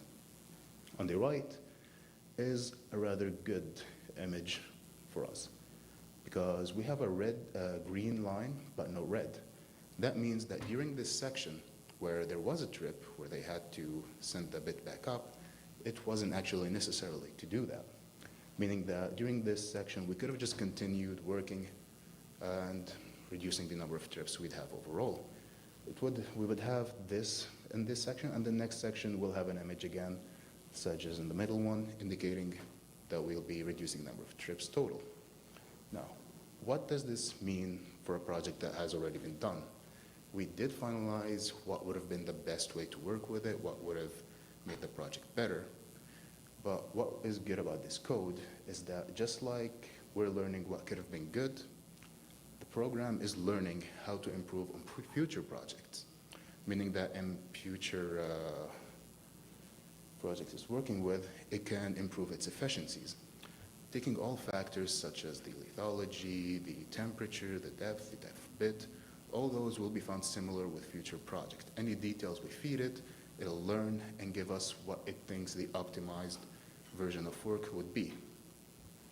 This will lead us to reduce the number of trips we have, saving time, saving the manpower and effort of the workers, and finally becoming really cost effective, helping out the entire project and everyone working there.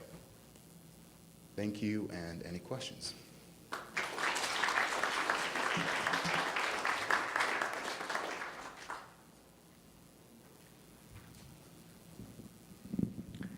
Well, Majid, you're a petroleum engineer, right? Yes, that's correct. So this is like right up your alley. Exactly.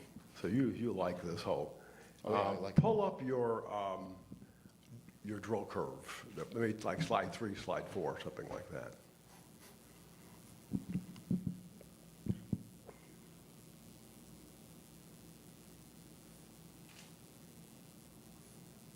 You know, one of the very Yeah, first slides you had. It's take a pretty long while to Yeah. get there. Right there, that's good, okay. So now help us with, you got depth Yes. on one axis, right? And you got days on the other axis.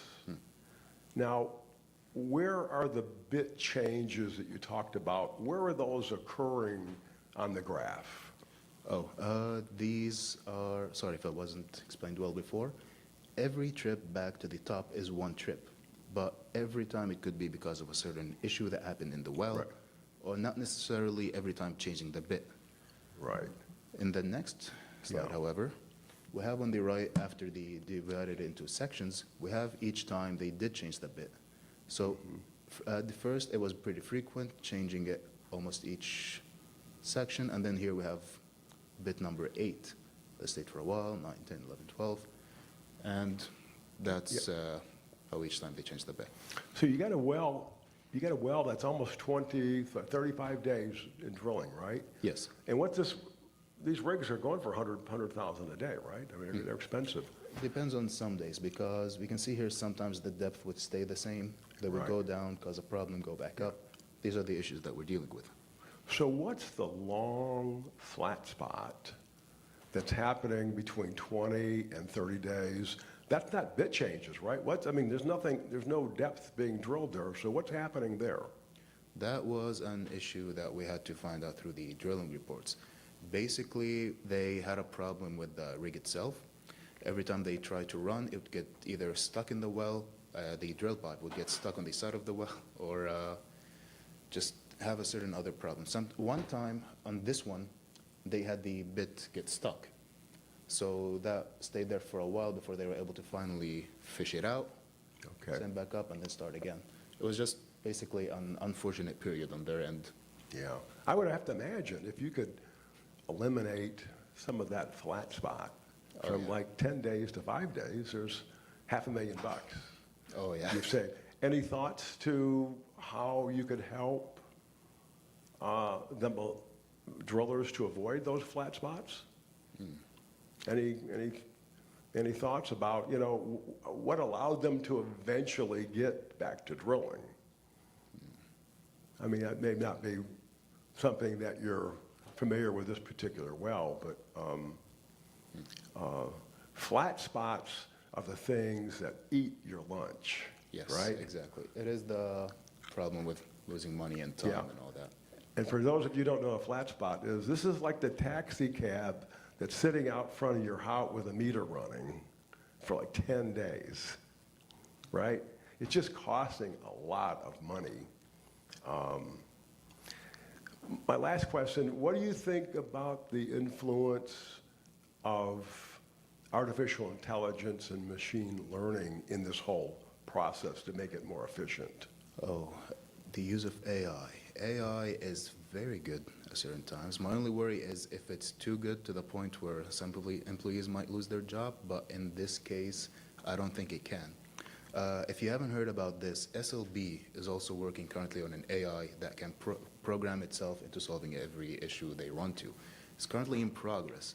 How it works is that it's just on standby, learning with each rig they're working on. Any mistake they go through, any problems they have, they solve it, and it records and watches the whole thing. Their idea is to let it record, learn, see every problem so that if it is repeated in another future occurrence, it can find the solution on its own. An AI like that would be extremely powerful, extremely helpful. So rather than us having to do our calculations on our own, lose so much time, the AI could just instantly do it for us. And you're from Lebanon, right? I mean, your family's Yes. out from Lebanon, so there's a big gas field. Yes. Offshore Lebanon, huge. So is there any thoughts about you going back to Lebanon to get involved in the oil and gas industry there? It would be nice to stay near family, but that all depends on what happens there. Because I don't want to go into political stuff, but it's not really looking well. Basically, if things do work out, I would like to work there. It's a very big project to be part of. It would be really nice. Yeah. But can't say for sure that it will happen. Thank you for your presentation. Thank you.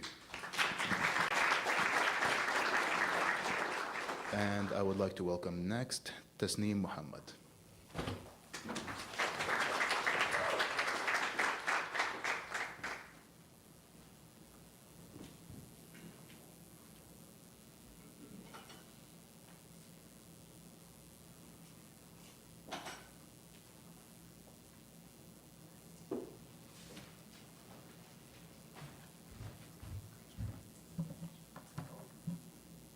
Okay.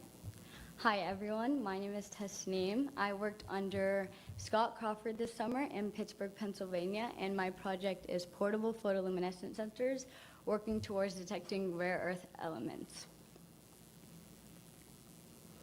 A little bit about me. I currently attend the University of Houston. I'm majoring in architecture with a minor in energy and sustainability, and I'm going into my senior year.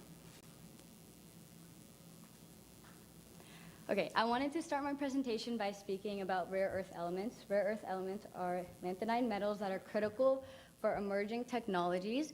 As countries are working towards sustainable energy, these critical metals are in high demand. However, the supply is very monopolistic. So we're working on new and effective ways to detect and extract rare earth elements domestically. For our project, we looked into solvent extraction. Solvent extraction is the process where we're detecting and extracting these rare earths in real-life environments. The DOE currently looks into unconventional resources to extract these rare earths and coal and acid mine drainage because there's high traces of these rare earths. We look into specific process monitoring and optimization, and we're looking into the solvent extraction, which is around the end of it, and sensors are used to detect these rare earths in the field. Looking into acid mine drainage specifically, there are a lot of challenges that come with it. It's very expensive, labor costs, instrument costs, and mining practices are all monopolistic, which means we're spending millions to import them yearly rather than looking for ways to sense and extract them domestically. It's also environmentally damaging, so these acid mine drainage areas become contaminated, which makes them uninhabitable for the species, and they're environmental pollutants, which last for years.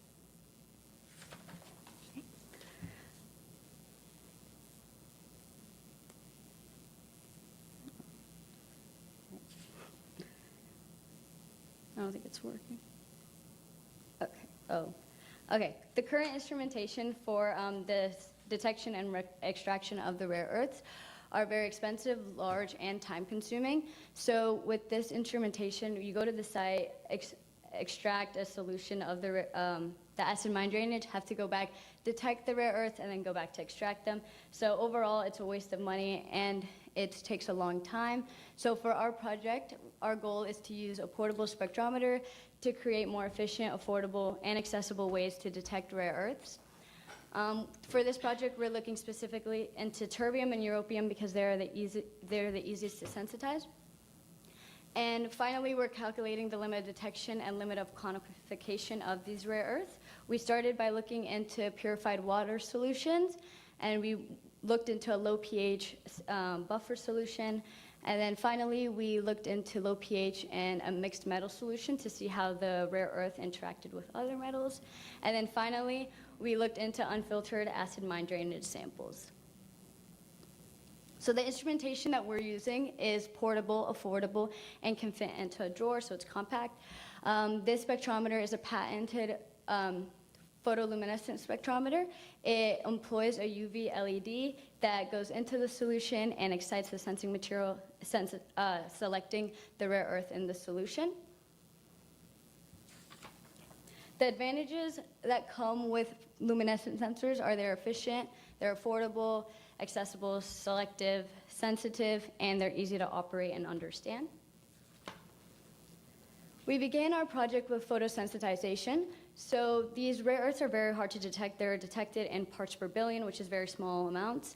So for our project, we were given 3 natural rhamnose sugar surfactant sensitizers from Glycosurf, which is a third-party company. And the sensitizer transfers energy to the rare earth, exciting the ground state, which makes it easier to detect in parts per million, which were what we were detecting with our portable spectrometer. So the figure on the left shows black, the terbium, the rare earth in the solution, in the purified water solution, and then the red shows the increased signal, which obviously shows that these different sensitizers makes it way easier to detect in different solutions. Beginning our project, we started by optimizing the concentration.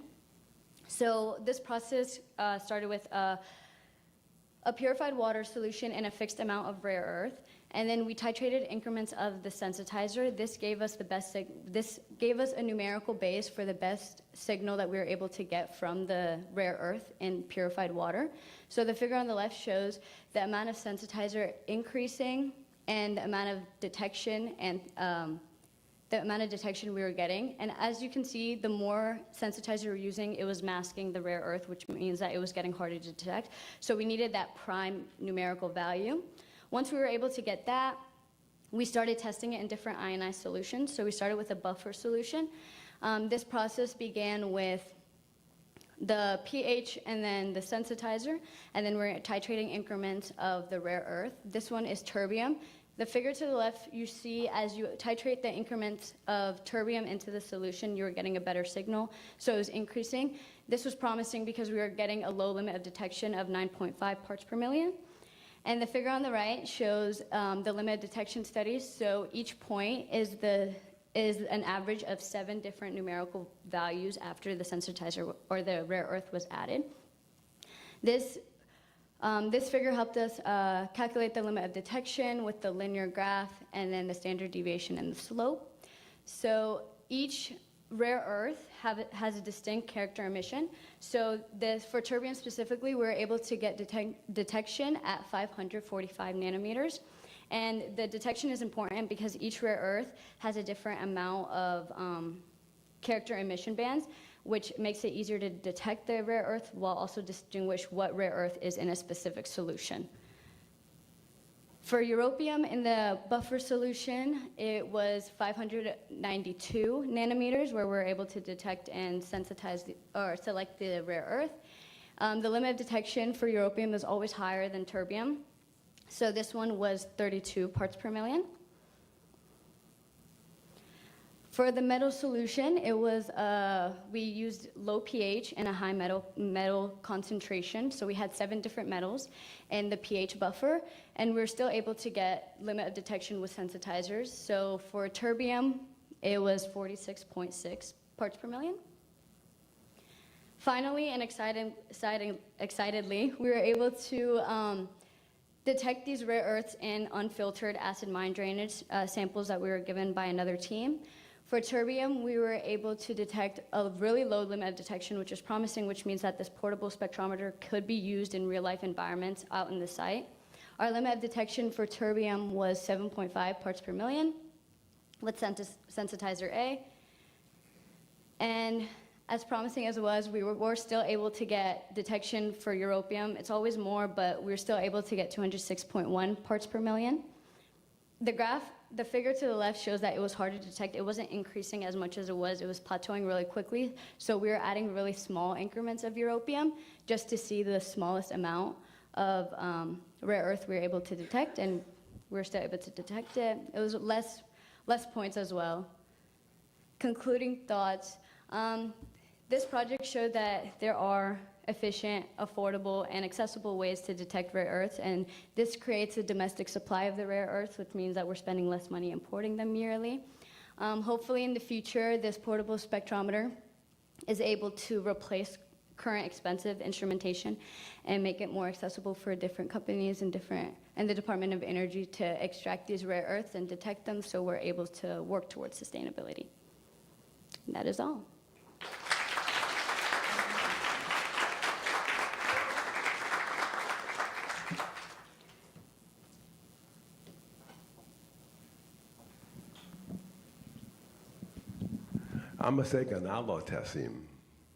Good presentation. Thank you. This is an incredibly important piece of research that you and Scott Crawford are doing. I mean, big time. You know, everybody's interested in identifying rare earths, but we don't have the ability to do it. Here's my question.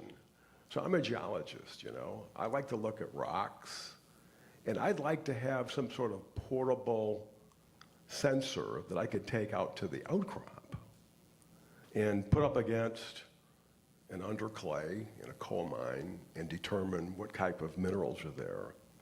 So my first question is there a sensor that allows me to do that, or do I need to put everything in solution and then measure this, you know, the rare earths in solution? Because that's another whole process. In the beginning, we looked into solutions just because that's what we wanted to start with, just to make sure that it was going to work in real life acidic environments. But the acid mine drainage unpurified, it wasn't purified, so the unpurified, unfiltered solution showed that you can go to the site and actually detect them real life firsthand, so that's promising. So hopefully that's going to be able to happen in the future and be used in real life environments instead of having to put them in solutions and sensitize them and make it easier to detect. Yeah, this stuff is going for big, big money. When you look what this stuff's selling for a gram, some of these rare earths, but you got to be able to determine where they're at, how much is really there. So having a tool that allows you to go to a mine tailing. We heard a mine tailing presentation earlier. To be able to look at a mine tailing, or to look at an outcrop, or to look at a waste disposal site and determine what's there, I think is very important. So I commend you on this research, you and Scott Crawford. Well done. Thank you.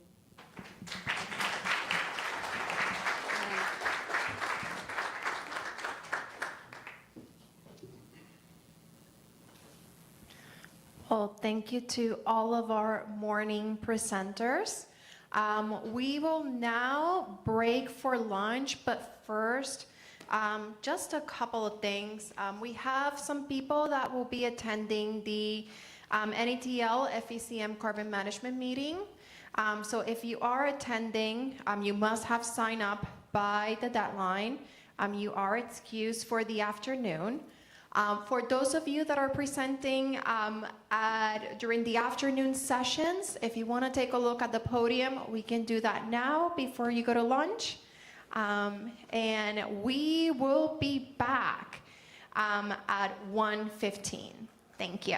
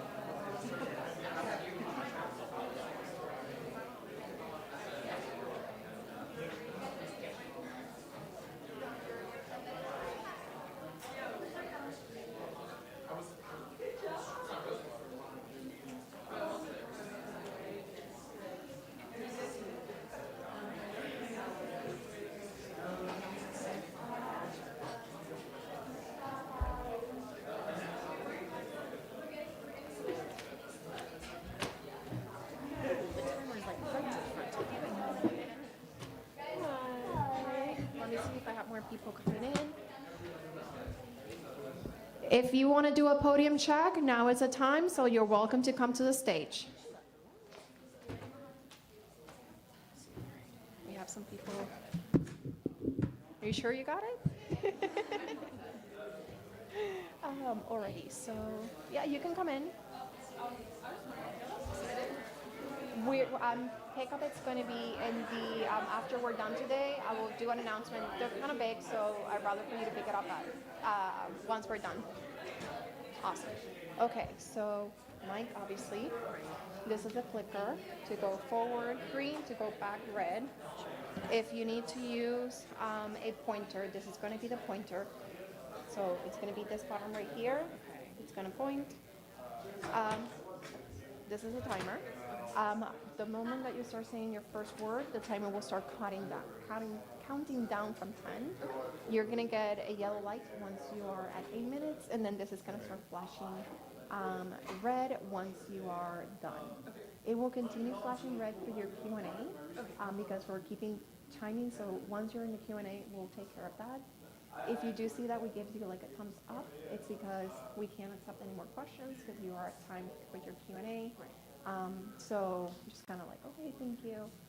And I do encourage you that if there are any remaining questions that you follow up with the person afterwards. Okay. Any questions? So this is going to be the clicker, and this is going to be the pointer. You can click it right now, but it's not going to show here. But yeah, and you don't need to point it at anything, since it has a pretty good, it has an antenna, so it should take the signal. Awesome. So this is just going to be a pointer. So this is the actual clicker. This is just here for pointer. You're just going to put it here. Just always, I usually leave it off because not everyone uses it, so it's not just do like a quick turn it on, and you will see the light. One of them is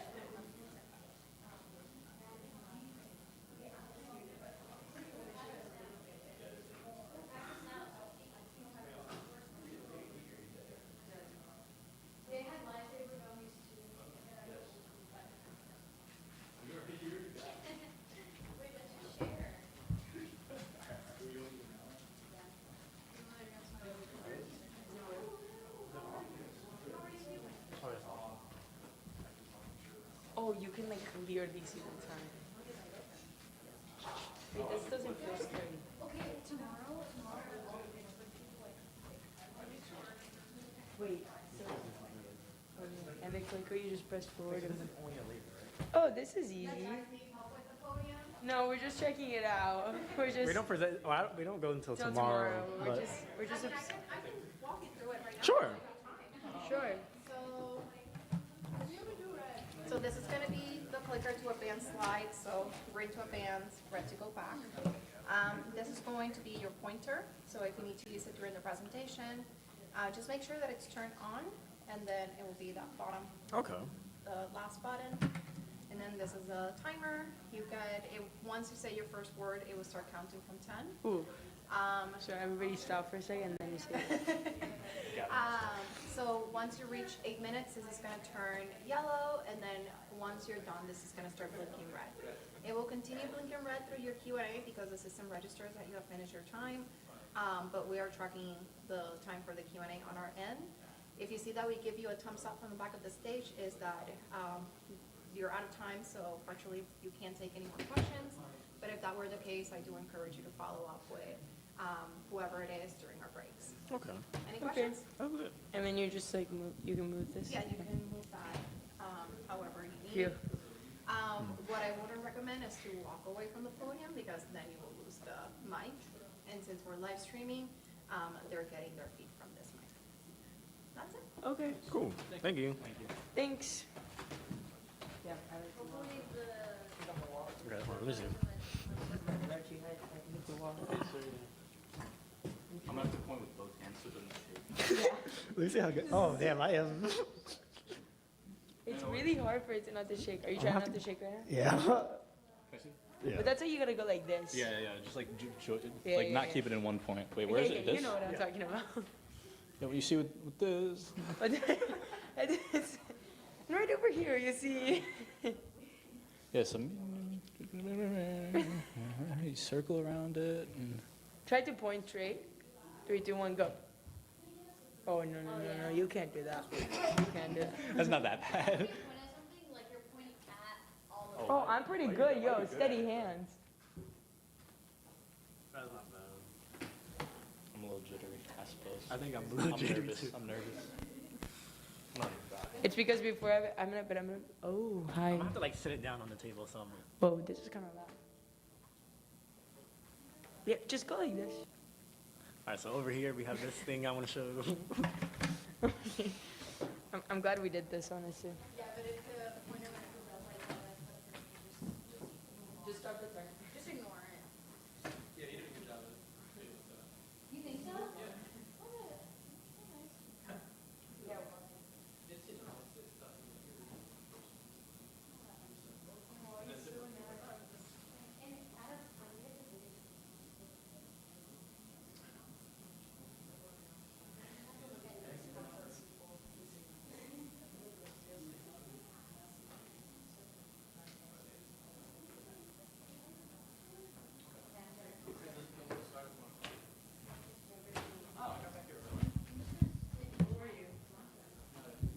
Hello.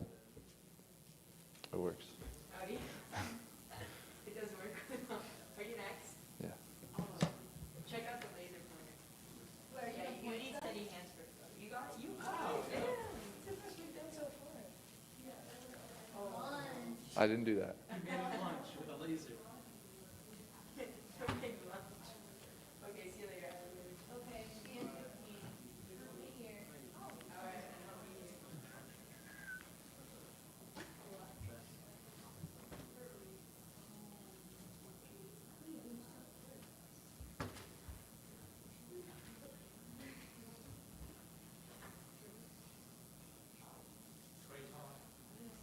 By the way, keep in mind, this is still streaming. It's all right. I am not sure if it will sound, but it does. We definitely have been talking about people here behind the entire time. You might be safe. I could sing the national anthem. Be a good opener. I'm pretty sure when they saw lunch, it was like, okay, I'm loving this guy. I just thought it was doing no one watch.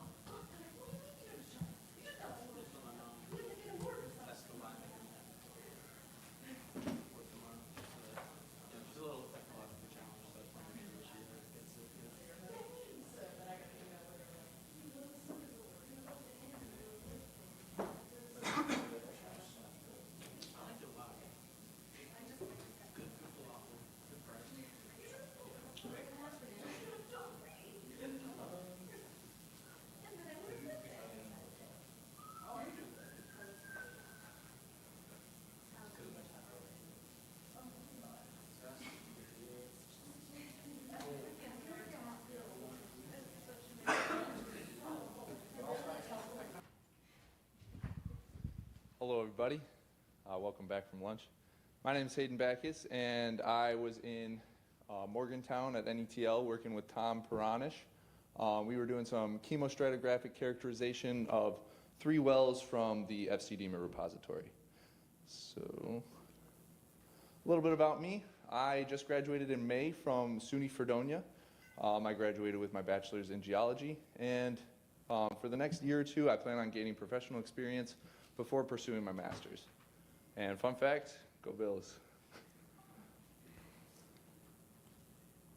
So here's a little bit of background and some information about the study area. I'll just point out these pictures real quick. These pictures are actually photos of the FCDMA repository. So the FCDMA repository is 24 wells originally drilled for natural gas production in the eastern central portion of Pennsylvania.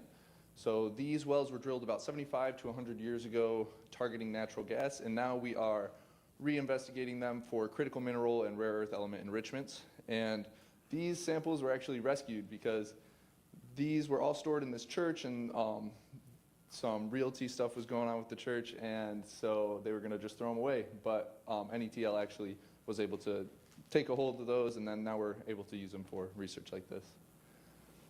So here's the area specifically that my research was done in.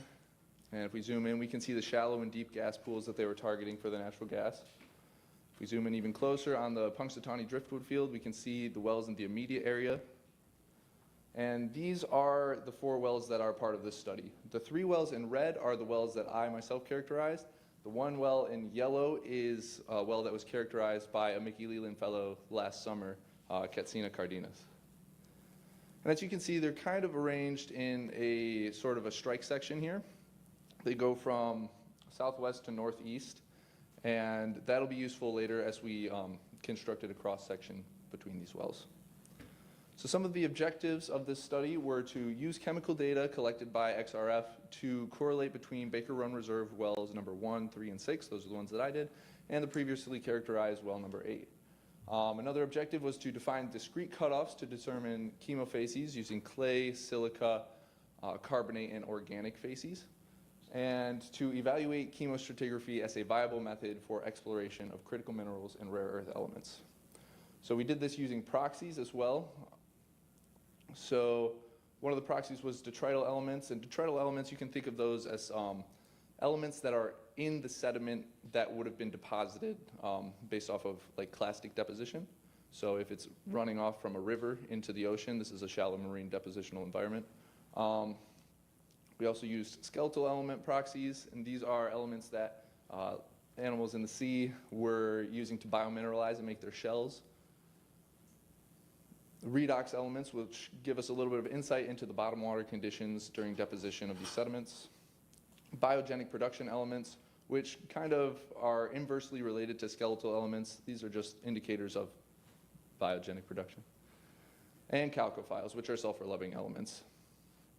So here is a table of the periodic table, and here in red we see the elements that are classified by the DOE as energy critical minerals. Now, as you've seen in previous presentations, this list will grow, but these are the ones that are currently defined as energy critical minerals by the Department of Energy.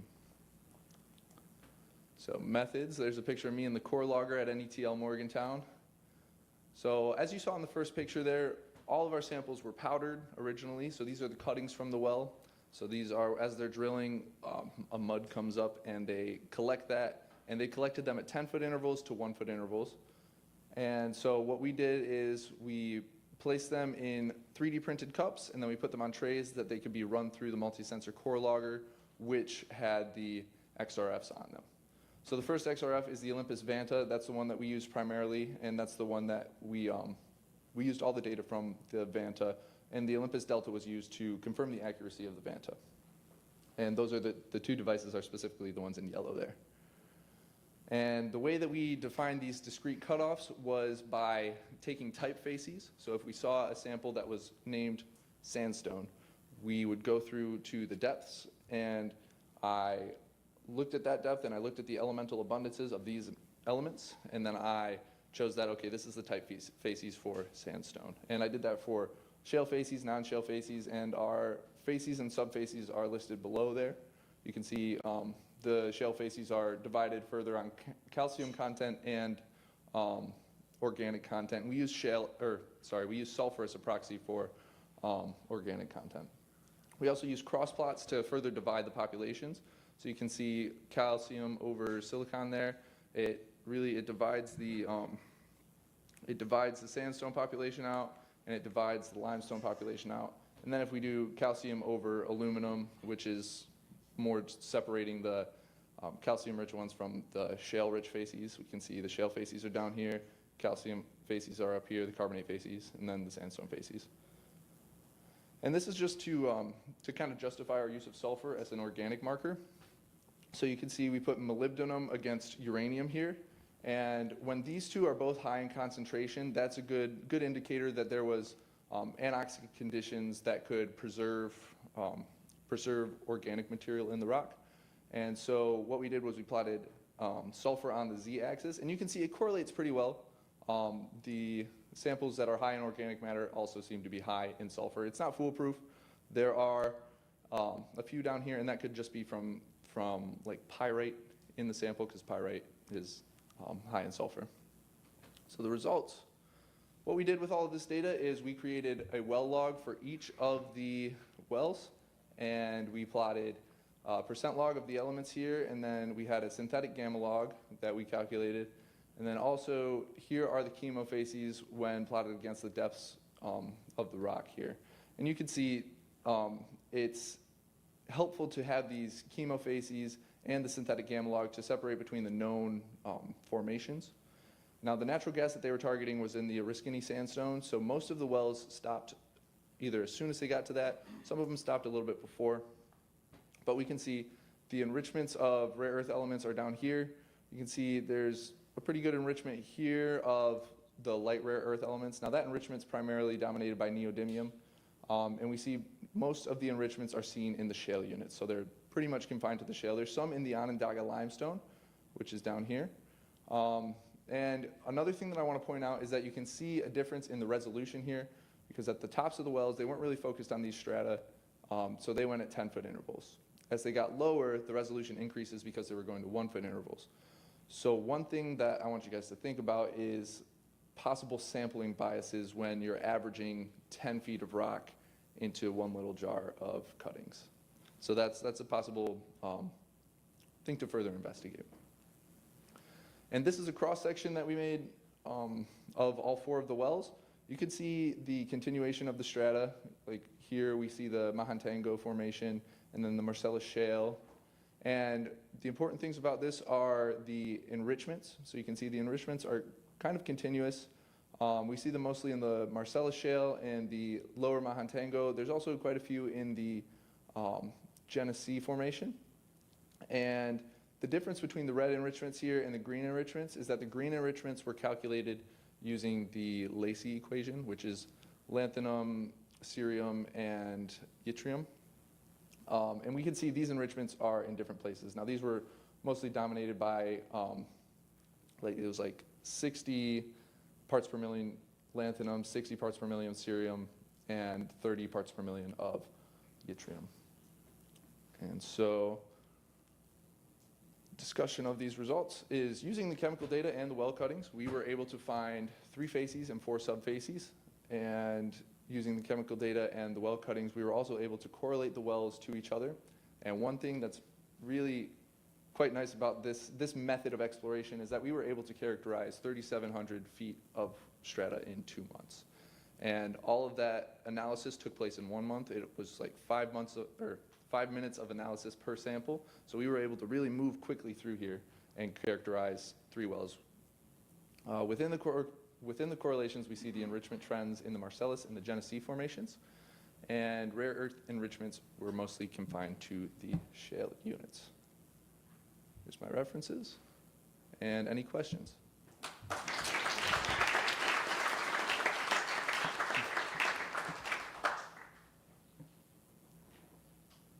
Go ahead here in the front row.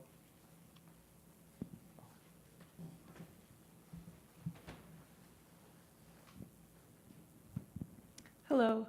I worked with drill cuttings from the Marcellus Shale for my project, and I was just wondering if there's anything about the Marcellus Shale that's like especially unique or like unusual, just because I only worked with that one, so I want to know about like compared to the other ones, you know?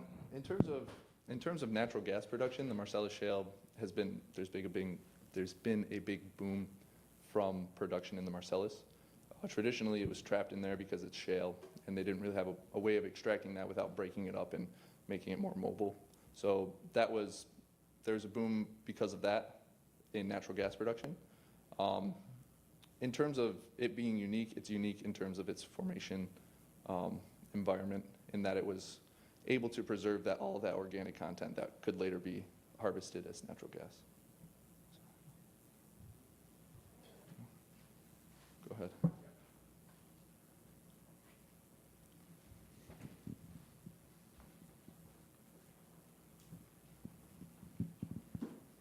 Hey, great to hear some geology. Thank you for sharing the geology. Give us some sense of where these rare earths are coming from. Like, you're finding them principally in the shales, right? Mm-hmm. So what's the source of these things? I mean, where are they growing in situ, or are they being deposited? Where is this stuff coming from? And has there been any thought to, how this stuff got there? Mm-hmm. So there's a lot of research in this area right now because it's such a pressing issue to have them. So one of the means by which they're deposited, and I'm not going to say this is the only way that they're deposited, is through the chemistry of the ocean at that time. So here we're looking at it's an inland sea off of the Appalachian Plateau. And so if we're thinking about the way that shale is deposited, it's deposited like over a long period of time, just sediment coming out of solution with the ocean. And so where that sediment's coming from is dependent on a number of things. So here you had deposition from the Appalachian Plateau, and then later in the Genesee Formation you have deposition from the Catskill deltas coming down from southeastern New York, what is now. Other methods of accumulation are associated with biology, and certain organisms will they'll uptake the critical minerals and the rare earth elements. They're specific to each organism, and then when they either excrete it as a waste product, or if they die and their bodies are preserved at the bottom, those elements will accumulate with those creatures. There's a lot of research going on between Hawaii and Mexico, like in that in that place in the ocean, about polymetallic nodules. That's another way that they're accumulating, is just by accumulating together on the seafloor. Now I don't know how much nodules there were here because all of our samples were powdered. Right. But those are some possible methods. Yeah. And where all of your measurements, where you determined the parts per million, everything was done using X-ray fluorescence? Yep. So was there any attempt to do any X-ray diffraction or any SEM type work? Yeah, so what we did actually to confirm our enrichments, because there's known interferences with the handheld XRF. One is notably between barium and neodymium. And like I said, a lot of those enrichments were dominated by neodymium, so we wanted to make sure that they were real. So when we looked at them further under SEM, you can see the dark spots in the back, that's the coating, the silver coating. But as we get to these samples here, I'll point to them. Here we see a lot of light spots, and the light spots in backscatter are a heavier element, a higher atomic number. They were actually found to be mostly barium. Mm-hmm. So we were able to use this to find where we should look closer, and then we could take those samples and see if our enrichments were valuable and economic. What I find interesting is that you could correlate from well to well to well. Mm-hmm. So these are relatively continuous, enriched layers of rare earth elements, and they probably extend well beyond these three wells. Right. They seem to be not confined to one spot in a well, but more Yep. depositionally throughout the basin. Yeah. Great. Thanks, Hayden. Thank you. Good presentation. Thank you. And now I will welcome up Kylie Brinza, who is also working at NETL Morgantown.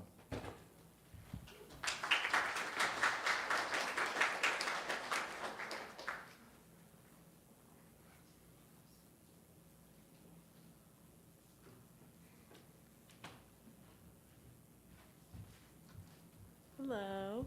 So I'm Kylie, and I did micro-CT image analysis of Berea sandstone under pressure. And I worked with Matthias Pohl and Maggie, who are both back in the room right now, at NETL Morgantown. So a little bit about me. For the last 2 years, I was at St. Vincent College for environmental science, criminology, and public health, but I'll be transferring to West Virginia University to study water and soil sciences. In the future, I want to do field research for an environmental consulting firm, and in my free time, I like to hike and kayak. So the goals of my project were to develop a workflow for processing micro-CT images using LabKit and Fiji to highlight grain contact, porosity, and permeability changes. We used Berea spider sandstone, which is a homogeneous accumulation of mineral deposits mainly composed of quartz, feldspar, and pyrite. We used high-resolution X-ray computed tomography, which is also known as micro-CT scanning, which is a non-destructive 3D imaging technique for the monitoring of internal structure changes. And we used two different types of scans, the M70 and the 4X, which were two different resolution images that it gave us. The M70 was a 12.37 micrometer, and the 4X was a 1.82 micrometer. The image on the top, you can see on the left, is the micro that we used. On the left is the X-ray tube. In the middle is the sample inside of a core holder. And on the right is the 2D detector. This is a graphic of the pressure system constructed inside of the core holder, which is the sample placed in between a bottom plate and a piston containing acoustic crystals and pore fluid ports. And the piston compressed the rock in increments of 50 psi, 1350, 1790, 2000, and 2800, which caused the core to fail. On the left is the sample at the very beginning, and in the middle is it after failure, which is 280 psi. And on the right is the real-life image of the piston compressing the rock. The software utilized was Fiji for image processing, grain and pore measurements, and porosity calculations. And we used LabKit, which is a machine learning image segmentation software, and the finite difference method Stokes solver for permeability calculations. To measure grain contact, we did image processing and applied the same workflow to all of the different samples and compared them across all pressure stages for just general observations and took grain and pore measurements. For porosity, we manually segmented in Fiji, and we also automatically segmented in LabKit, and both gave us porosity values in Fiji. For permeability, we made substat cubes of all the samples and imported them into the FDMSS software. If you look along the bottom, you'll see the same pore circled across all pressure stages. And actually, between 50 and 1350, the pore actually rotated about 90 degrees to the right. And then after that, it was continuously compressed, smaller and smaller. You can see in the graph the height decrease from 50 to 2000. But at 2800, after the core failed, we couldn't find the pore anymore because the grains compressed and fractured. They were originally around 250 micrometers each, and they fractured into about 50 to 75, and then everything shifted so much that the pore couldn't be found anymore. And again, along the bottom is 50 psi to 2800, and you can see as the core was compressed, it gets kind of darker until 2000, which is the pore space decreasing and the grain contacts increasing. And then at 2800, everything fractured and broke up, so pore space increased, grain contacts decreased. And when pore space decreases, porosity decreases. You can see a slight decrease from 50 psi to 2000 in porosity, and then a dramatic increase at failure when everything fractured and spread apart. The images along the top are the automatic segmentation images, which has pore space in black and grains in white. And you can see from 50 to 2000, the images get a lot brighter, which is the pore space decreasing and then dramatically increasing at 2800 at failure. The graph on the left is the manual segmentation permeability, only for the 4X scans. And we actually had 3 values for permeability in all directions, from the X direction, Y direction, and Z direction for flow. And there's a slight decrease from 50 to 2000, and then a dramatic increase at failure. And the image on the right is the machine learning segmentation, which had a much more clear decrease in permeability from 50 to 2000, and then again a spike at failure. There was some issues with the data, but mainly came from the resolution differences between M70 and 4X, which the lower resolution produced not as precise segmentation values because of the blurred grain and pore boundaries, which made the pores appear to be larger and more interconnected than they actually were. In the image on the far right, it's an M70 scan with a piece of a 4X overlaid on top.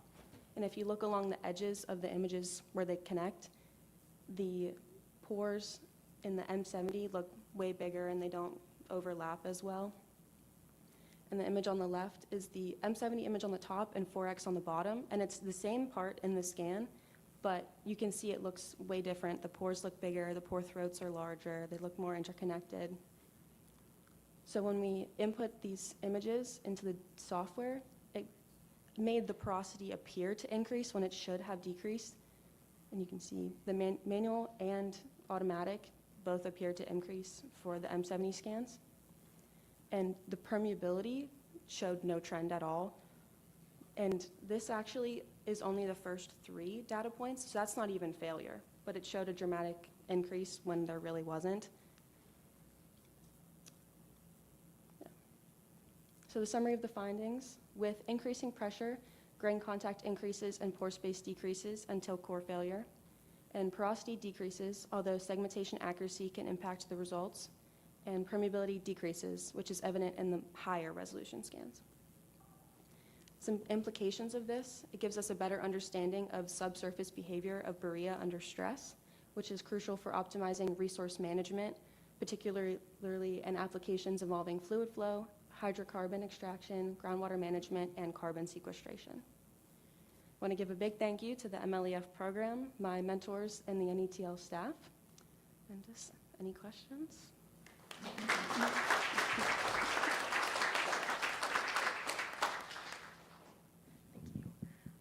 So can I ask what type of machine learning module LabKit is? It was a supervised random forest machine learning.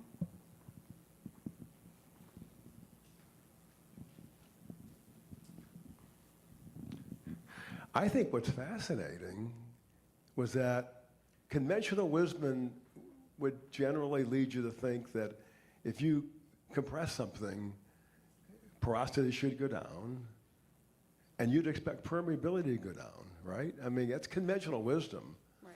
But it didn't do that. So what's your thinking? I mean, any thoughts as to why we didn't see reduction in porosity? Eventually you got to the point to where you just crushed and failed the rock, right? The rock failed. Right. But we never saw any. So what's your thinking about why no change in porosity? And there's a relationship between porosity and permeability. Mm-hmm. But any thoughts about why no change? So the pressure system only compressed it vertically. There was no confining on the outside. So when it was compressed vertically, there's a good chance that it was expanding out radially. Okay. Which could have created more pore throats, exaggerated ones that were already there. That makes a lot of sense. Yeah. You only had sigma 1 on it. You only had one vertical. Okay. Yeah, thank you.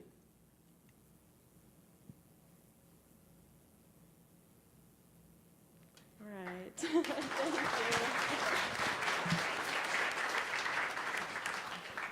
Next up is Jennifer Overclift, who was also at Morgantown with me.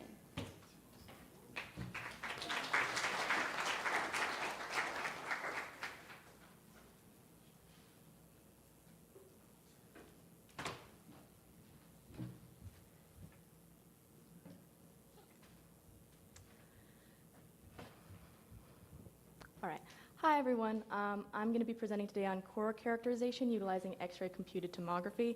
I was also at Morgantown, and my mentor was Maggie. So, before we begin, just a little bit about me. I grew up in San Diego, California. That is a picture of me at like age 7. I have rocks in my boots, and I'm about to ask a magic 8-ball what's inside of them. So I did grow up to be an earth science major at the University of California, Santa Cruz. Once I finish that, I do plan to pursue a master's in climate science and work towards a career in carbon storage research. So the actual goal of my project was to determine which of 2 sandstone types, the bluff or the Entrada formation, is best suited for geologic carbon sequestration. So geologic carbon sequestration is the practice of storing supercritical CO2, so CO2 in liquid form, underground in geologic formations. The diagram on the left shows what this might look like. So we would inject the captured CO2 into a geologic formation, and at about 8,000 feet of depth, we would run into brine, which is just salt water. So the CO2 is competing with the brine for pore space in our geologic formation, and we would want to do this at a place where the brine could be utilized somewhere else, like for electricity generation. The diagram on the right shows a separate scenario where the CO2 is stored in one reservoir, which is a geologic formation, and then is sealed in with a structural trap, which would be another geologic formation that sits on top of the one that the CO2 sits in. So the project that this is actually part of is called the San Juan Carbon Safe Project. It's located in New Mexico, and they're going to retrofit the San Juan generating station with carbon capture technology. So they're hoping to store 6 to 7 million tons per year of supercritical CO2 in this basin. And our project is part of a larger effort to characterize the basin itself. So the 2 sandstones we're looking at, the Entrada and the Bluff, are both from the Jurassic, and all of the samples that were provided, which was 17 in total, came from New Mexico Tech, so thank you to them. First up, we have the Entrada, which can be bedded, so that means that it just has these really pretty bedding lines like the one on the left, or it can be massive, which just means it doesn't have those bedding planes. It's fine to medium grain, and it tends to be really well sorted, which is nice because it's shown in previous studies that it has really high permeability, like 15 millidarcies and up, which is very high. And then next we have the Bluff, which is more medium to coarse grain. And it also includes these like gray flecks, which are mineral aggregates, and these kind of shiny, like tinier flecks that are really high density, so we call them heavies. The Bluff is also commonly cross-bedded. So in order to analyze these methods to get the physical and chemical properties, we used a variety of different methods. We used computed tomography scans, which basically let us see a 3D image of the rock based on 2D stacks. So those came from our test scan Dynatom, which is pictured on the far left and the far right. And those were about 15.25 micrometers in resolution. And then we also got permeability data to see how well our liquefied CO2 would flow through the rock cores from our tiny Perm3 permeameter. So that's pictured in the middle right. And then we got elemental abundance from our Olympus Delta XRF, which Hayden is pictured using in the middle left. So this is what a Bluff, like a CT scan might actually look like. This is the Bluff because that's the one that has mineral aggregates in it. We also utilized Fiji and ImageJ to process these images, so that's how we color-coded this, basically. So the green is the mineral aggregates, and the blue is pore space, so that's space that the CO2 would be occupying. So as you can see, the mineral aggregates do tend to kind of grow along the bedding planes, because the bedding planes are kind of where the pore space is concentrated. So we did kind of want to see what those mineral aggregates were, so we were going to try and do some elemental abundance data to figure that out. And so we put them on a scatter plot to see if they group. Sometimes they don't, and you have outliers, but they did group kind of nicely. Specifically, if you looked at, we used silica as our x-axis because that's one of the primary components of sandstone, and we were noticing some high levels of potassium and calcium, so we decided to graph those first. So first we have our massive Entrada, which is also Entrada 2 on this graph. And it's the one without the bedding planes. And that one was really high in potassium, so we thought that might be potassium feldspar. And then we have the cross-bedded Entrada, so that's the one with the bedding planes. And that one was really high in calcium, so we thought the mineral aggregate, so we thought that might be calcium feldspar. And that's interesting because that means that the two Entrada samples are not from the same source material because calcium feldspar and potassium feldspar can't grow together.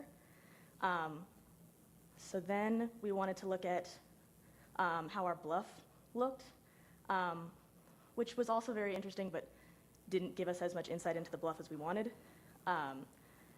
So then we looked at iron, because we wanted to see if there were any metals present. So we did see some in the massive Entrada, which might point to some zeolites being present in addition to the feldspars. And then we wanted to see manganese because we wanted to see if any other metals are present, and the cross-bedded Entrada has a lot of manganese. We also looked at aluminum, and we did see that Entrada 2 probably has a lot of aluminosilicates. Then we wanted to see how the bedding planes affected permeability. So first off, we do see Entrada kind of providing like a big outlier. Entrada's the red. And no matter what, Entrada just has very high permeability.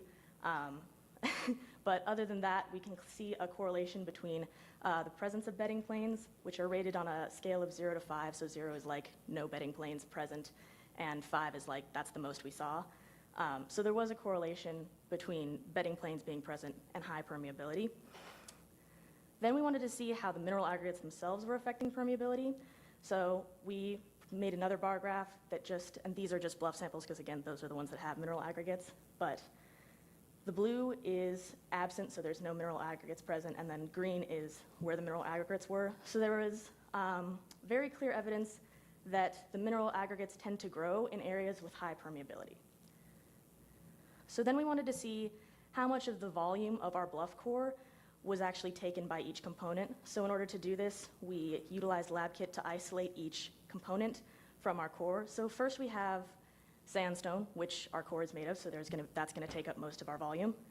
Then we have pore space, which 7.2% of our total volume was pore space, so that's what the CO2 would occupy.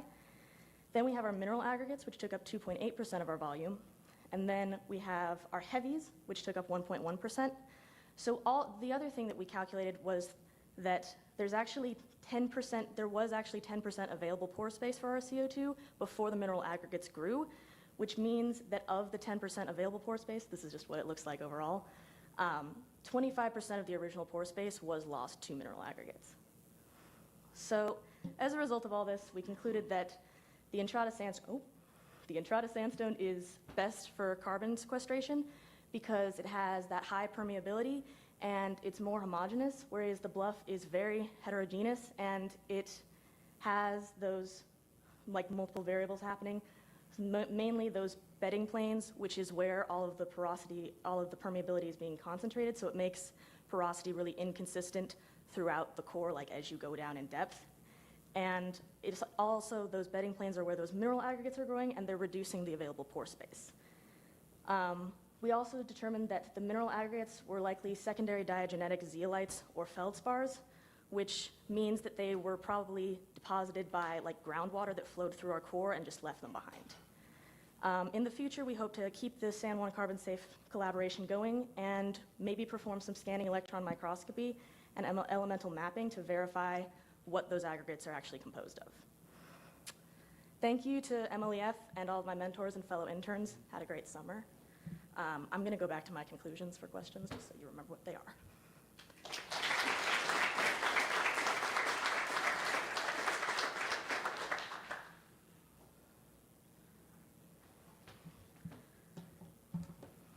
Hi. Did you Hi. get a chance to look at what the heavies you talked about were? We did. So we actually, it's not in this presentation, but we did end up plotting iron on the x-axis. I can go back. Hold on. Going back to the scatter plots. So we made one of these, and so iron is still on the x-axis, but sulfur is on the y-axis, and we discovered that for like proportionally for like every iron, there were 2 sulfurs, which if any of you know mineralogy, FeS2 is iron pyrite. So we theorize that it's likely iron pyrites that are those heavies that are showing up. So what percentage of the Four Corners sequestration zone is the entrada versus the?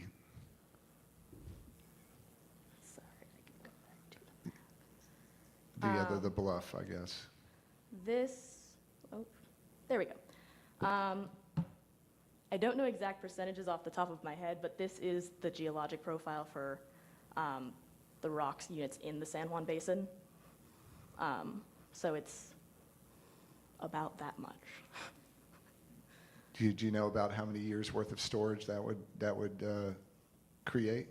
Not off the top. I do know that as of now, their plan is to do 6 to 7 million tons like per year until they hit 50 million. Okay. Yeah. We do a lot of tribal work. The Navajo are specifically, well, the Ute. There are several different tribes, Crow, in that area that are very interested in seeing CCS at the Four Corners plants there. So very relevant project that you selected. Thank you.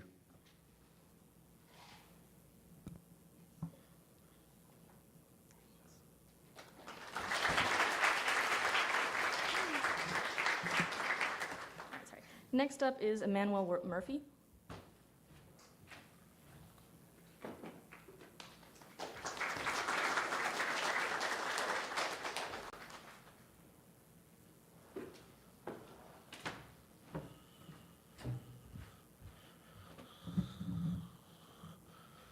Hello, my name is Emmanuel Murphy, and essentially this summer we were trying to figure out if we could predict the gas hydrate amount as well as the presence in offshore marine sediment.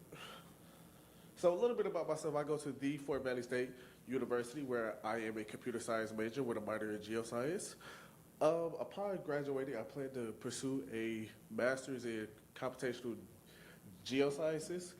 And a little fun fact about myself is I like to wear my bonnet out in public whenever I'm having a bad hair day or just feeling kind of lazy. So like mentioned before, we want to see if we can detect, if we can predict the amount and the presence of gas hydrates. But not only that, but we also wanted to compare linear regression and neural network methods to see which one predicts better. So with that being said, what are gas hydrates? And let me take it back to this slide. So you're probably looking at this like, what exactly is that? That is a gas hydrate. It looks like ice and it behaves just like ice, so keep that in mind. So gas hydrates are ice-like solids that form in low temperature areas where there has very high pressure. So they behave like ice, they act like ice, but the only difference is once they melt, they produce water as well as methane gas. And like mentioned before, they are found in low temperature, high pressure areas, and this is typically your gas hydrate stability zone. And you're probably like, why should we care about gas hydrates? Gas hydrates are one of the most potent things that can release into our atmosphere. And to put it in perspective, 1 cubic foot of gas hydrates is equivalent to 164 cubic foot of methane gas once melted. So now that we figured out what we want to do, the method that we've done this was we took well logs. And essentially what a well log is it's a record of physical parameters. It's a record of relation to physical parameters on that well. So this being like your well logs, be porosity logs, resistivity logs, or your caliper logs, these are those sorts. So once we have that data collected, we took it through 2 significant phases, the pre-processing phase, as well as your analytical phase. So now onto the pre-processing phase. This is whenever we begin to filter out data. We are taking out washout data that's unusable because it falls outside a certain realm of our caliper. Then we're taking out anything that falls outside our gas hydrate stability zone depth. So that be if a depth is too shallow or too deep, we got to throw that out.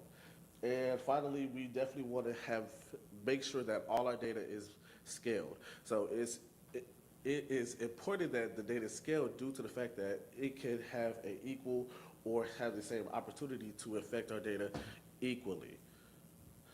So now we have our machine learning. So essentially we are using a neural network, which is a computational model of the human brain, and the type of neural network we are using is a multi-layer perceptron. So has anybody ever played the Papa Pizzeria game? Whenever you have to do the pieces? Yeah, so it's essentially like that.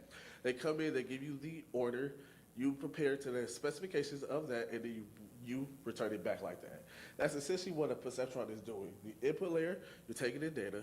The hidden layer, you're processing it. And your output layer, you're giving it back. So here's a little comparison of the two. You have your linear regression and your multi-layer perceptron. So with the regression, you can have multiple inputs, but it will only give you one output. On the opposite hand, with your perceptron, you can have many inputs and have many outputs. And a little similarity that they both share is that they can both be done using the programming language Python. So here is our linear regression. So I want to bring your attention here to, I want to bring your attention here to our original variables graph. Here you can see our R squared value is 34%. R squared is essentially how well are we predicting the presence of gas hydrates. As you can see, it's not that good, and that big blue plot right there just isn't showing us a trend. What we would like to see is more data points falling between those plus and 20 error bar lines. So this is an example of a single variable being like your density, for example.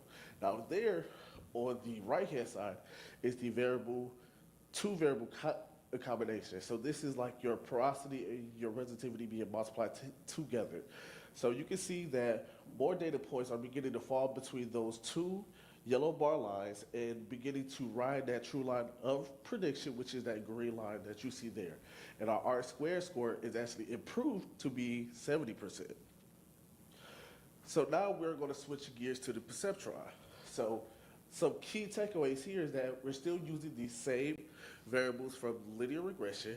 Only difference though is that within the hidden layers, that complex relationship is being captured there. So now instead of being one and two variables, you now have your three variables, like your density, resistivity, and porosity being all multiplied together. Excuse me.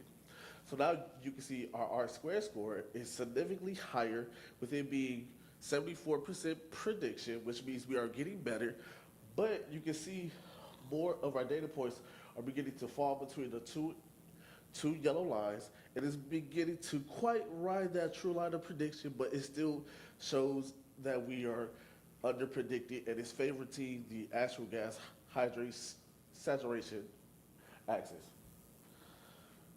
So with that being said, we ran our regression and we ran our perceptron, but we felt like we could still do better. So we decided to use a simultaneous regression and classification.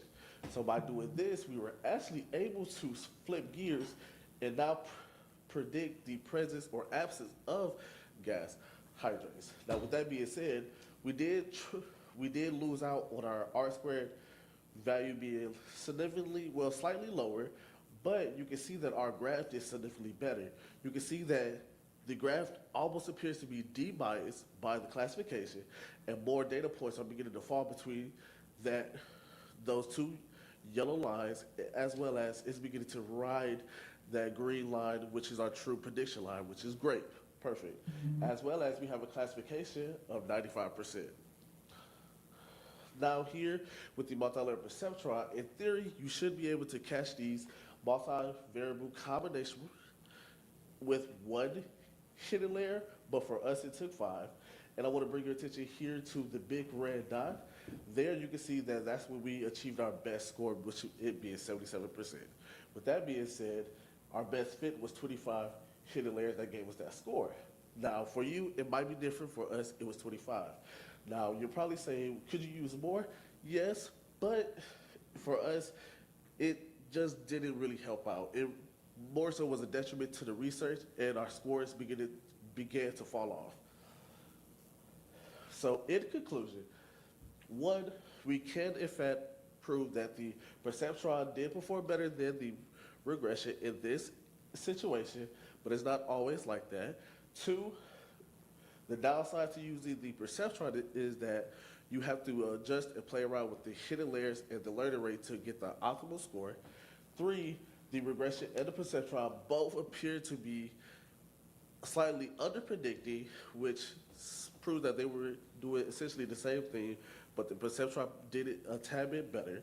4, the regression, you can actually do this and get the same results that I did by getting an equation that it spits out, and you can input that into an Excel sheet. And lastly, the simultaneous regression and classification can in fact de-bias your graph, and it was the case for us 30% of the time. Here's my acknowledgements. I want to say thank you to Captain Hunter, thank you to Reggie Spiller, thank you to the Mickey Leland staff and faculty. Thank you to my mentors doing the program that's online. Thank you to my professor and my mentor back at home, Dr. Carr, thank you. And thank you to the GeoPass program located back at my home university. And now I'm more than welcome to answer some questions.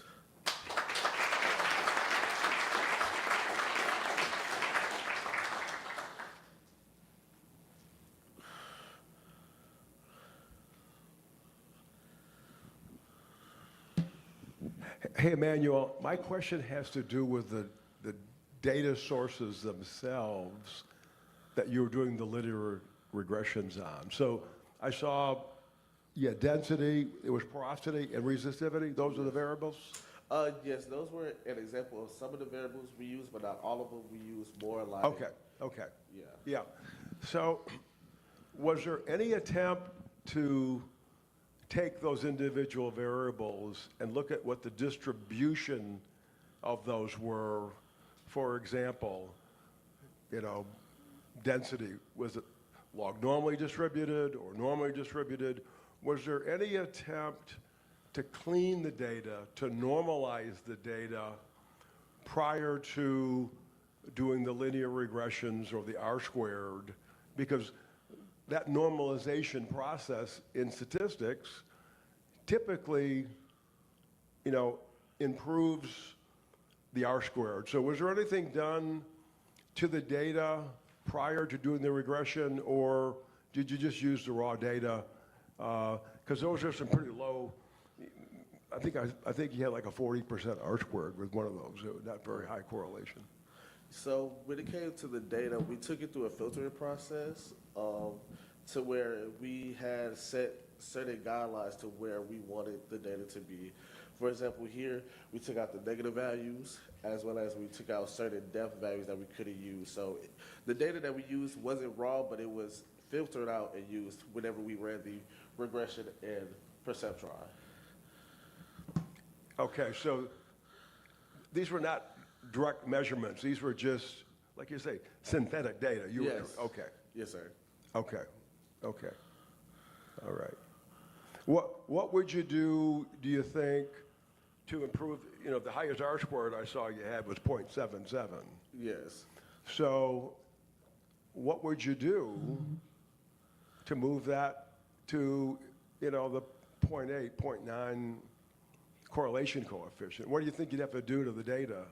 More layers, more runs? So when it comes to trying to improve our R-squared score, I would definitely try to be more fine-tuned with our filtering process and see if we could definitely get a higher score, because with the simultaneous regression, we wasn't able to get a better plot, but a lower score.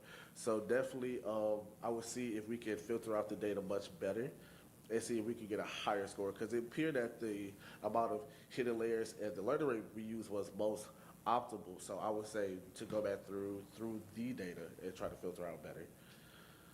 And then one sort of global question for you, because you're a geoscientist, right? I mean, yes, sir. Yeah. So what's your thoughts about the future of gas hydrates in terms of it being a source of energy and fuel for the world? Is it something that's on the horizon? Is it out there a long way? What's your thoughts about its availability to the world as a source of energy? I would definitely say that it is early stages of being harnessed when it comes to energy use. Now, there is a possibility to bridge the gap of non-renewable to renewable energy with gas hydrates, but I feel like it has to be way more studies put forth into it for us to be able to use it on a global scale and at such magnitude. So, And then the last question, any concerns about what happens to these gas hydrates as the oceans warm, as the global temperatures increase? Any concerns about the possibility that these things could be released into the atmosphere and act as a major source of greenhouse gases sometime in the future? definitely, especially with the way global warming is going and temperatures are beginning to rise, gas hydrates are very fragile and they like to stay within that gas hydrate stability zone. So once you begin to increase the temperature, you're beginning to fluctuate things, and gas hydrates don't like to be fluctuate and bothered too much.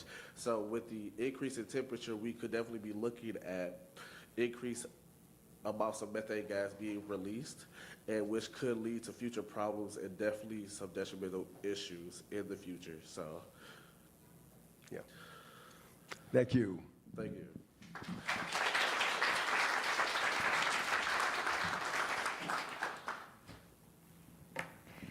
Thank you to all of our speakers. We will now take a break until 2:30.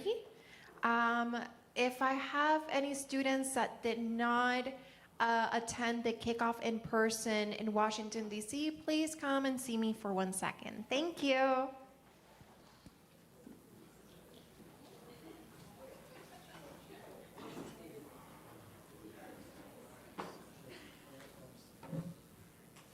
All right, everyone. Hello. Today I'll be discussing about the co-pyrolysis kinetics and thermodynamics of low-density polyethylene, or LDPE, and pine dust, PD, by thermal analysis. Disclaimer. A little bit more about me. I go to the Cooper Union. I'm a rising senior chemical engineering student, and I hope to pursue a graduate degree on direct air capture technologies. And a little fun fact is that I enjoy collecting pressed pennies. So, the world's population is on an incline, and with such an incline will cause a surge in energy demand and waste generation. Speaking of waste, we create a bunch of it. So, on the little graphic on the right, 292.4 million tons of municipal solid waste was generated in 2021 in the United States. And of that, plastics and biomass take up the greatest portion. Less than 10% of all plastics were recycled in 2018, and out of that, 4.3 of LDPE, the most produced plastic, was recycled. And in biomass is just such an abundant, massive amount of waste that we have. And part of it in pine dust is available and renewable, and it represents the forestry and agricultural wastes. So to address the waste generation and energy demand concerns, we turn to thermochemical recycling. And thermochemical recycling is a process that uses heat to break down the bonds of feedstocks, and we can produce sustainable fuels. And while this is a more sustainable alternative compared to fossil fuels, there's some technical challenges that we have. This is complex chemistry, and it's hard to determine the optimal reactor design and reliable kinetic models because each reaction is highly dependent on many types of variables. So this leads to my objective. I want to study the copyrolysis mechanisms of LDPE and PD. And this includes the activation energy, the pre-exponential factor, and the reaction mechanism. And this is called the kinetic triplets. And they determine the energy requirements and the rate. And we also have thermodynamics, delta H, delta G, and delta S, and they also help determine that. So this is the characterization of our feedstocks.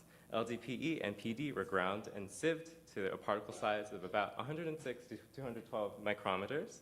And we made 3 types of blends, a 30-70 LDPE-PD, a 50-50, and a 70-30.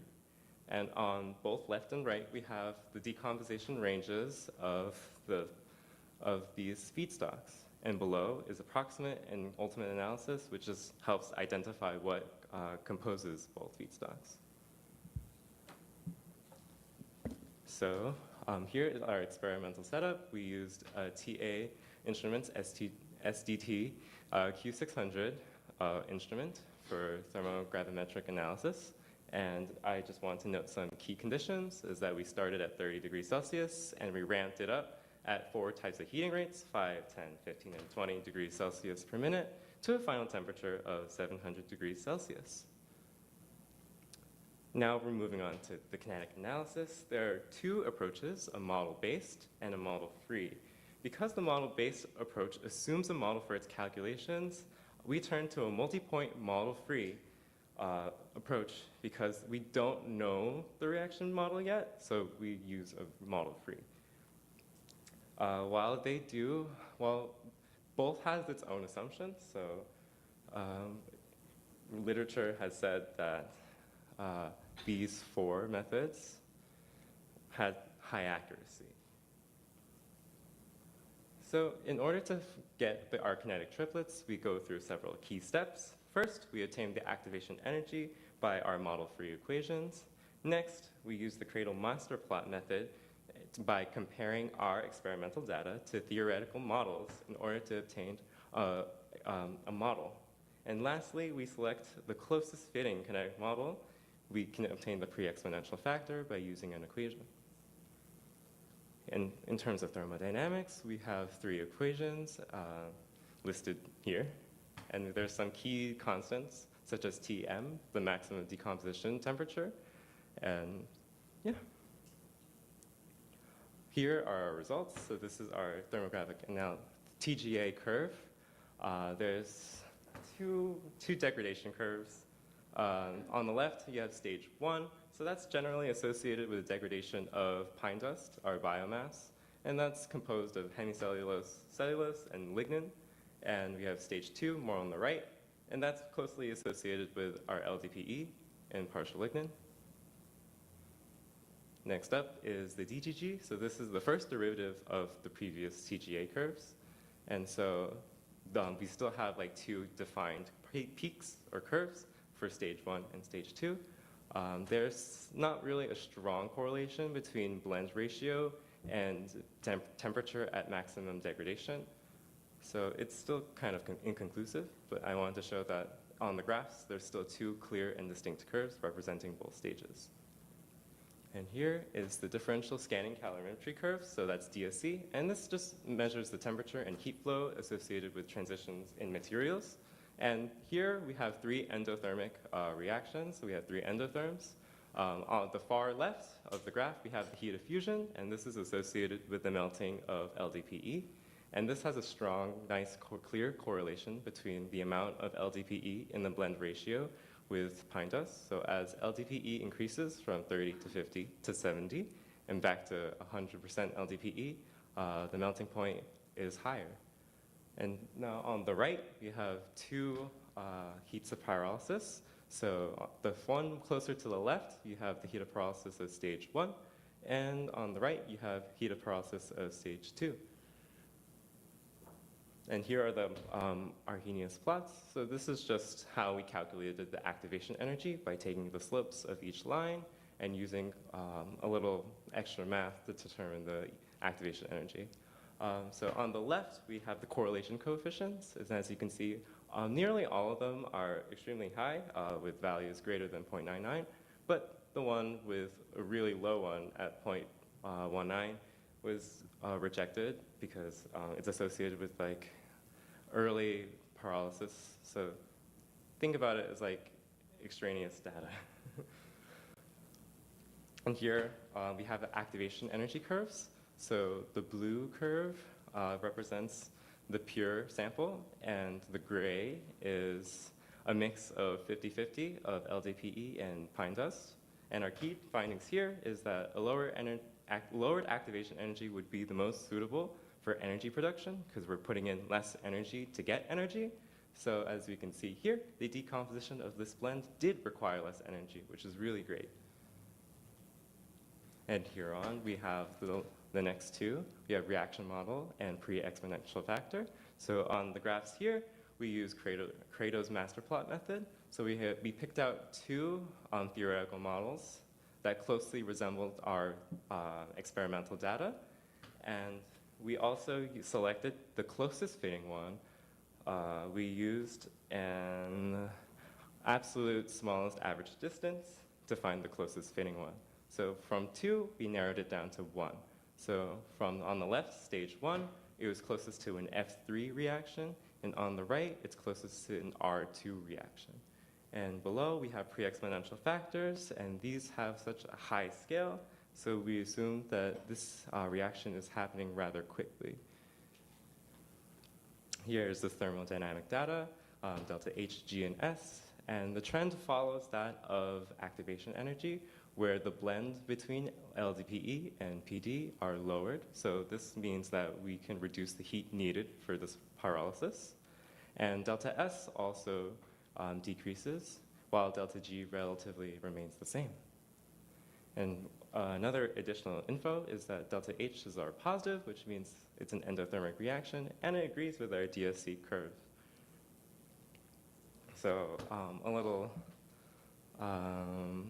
conclusion is that our best blend, we found out, was 70% LDPE, 30% pine dust by mass. It was shown to enhance performance the best, with the best improvement in kinetic and thermodynamic parameters. It had decreased the activation energy the most, both stages, compared to the other blends, and also improved the thermodynamics as well. So final conclusions and final remarks is that TGA results has shown that our reaction was divided into 2 major degradation stages and can be considered as single-step reactions. And from the master plots, the degradation follows an F3 and R2, so it's an order reaction and geometric contraction. And finally, the 70% LDPE and 30% PD has the most potential as a feedstock for energy-efficient pyrolysis reactors. But some further research would definitely be needed on exploring the characteristics and the yield of our products to give us some more useful information on our reaction mechanism. I would just like to acknowledge my mentor, my advisor, and everyone else at the reaction engineering team. Thank you.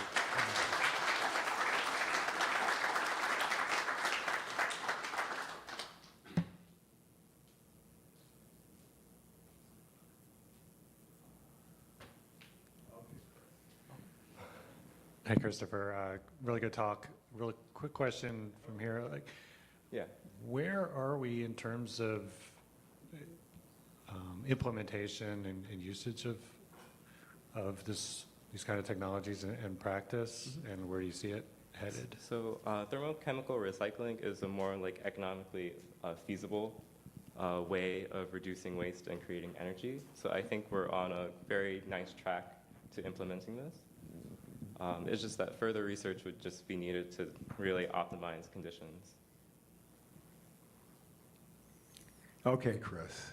I'll tell you up front, I'm always in awe of chemical engineers, you know. I'm just a geologist. So you guys start talking about things that it takes me a little while to get connected. But let's go back to this kinetic triplet, okay? So I think I can understand activation energy. I kind of got that one, you know? And I can kind of understand the reaction mechanism. But is this is like pre-existing exponential factor? That sounds like a little fudge type thing, you know? What is that pre-exponential factor, and what's it used for, and why is it important in the kinetic triplet? So the pre-exponential factor is kind of like a rate of collision. So it's like how quickly or how frequently molecules would collide with each other. In this case, I feel like it's more on the mathematical side rather than a physical representation of physical meaning. But it's useful in order to round out our data. Okay. So it's a variable that does change, huh? Yeah. Okay. Now, in the 70-30 blend, you ended up with a sort of a mix between 70-30, and that actually ended up being like the best. You know, that was the secret sauce, secret recipe, right? Yeah. Is there any consideration given to that blend with respect to the amount of greenhouse gases that it emits? And is there anything that, you know, maybe a 60-40 would be better because greenhouse gases are less? Right now, you're looking for energy efficiency. But when you look at this in a totality, is there any consideration given to what gets emitted in the ultimate burn? In this study, we weren't able to do that, but we could use gas chromatography, GC, in order to characterize the products. And in that way, we can just measure out the amount of emissions. Okay, so there are you have some variables to play with to make it a cleaner, ultimately a cleaner bird, right? Because it's a gasification process that you're doing, right? Pyrolysis. Yeah. Okay. Thank you for educating me. Thank you.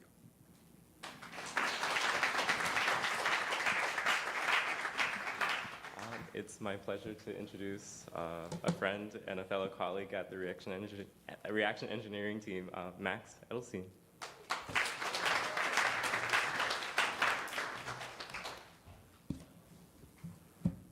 Hello, everyone.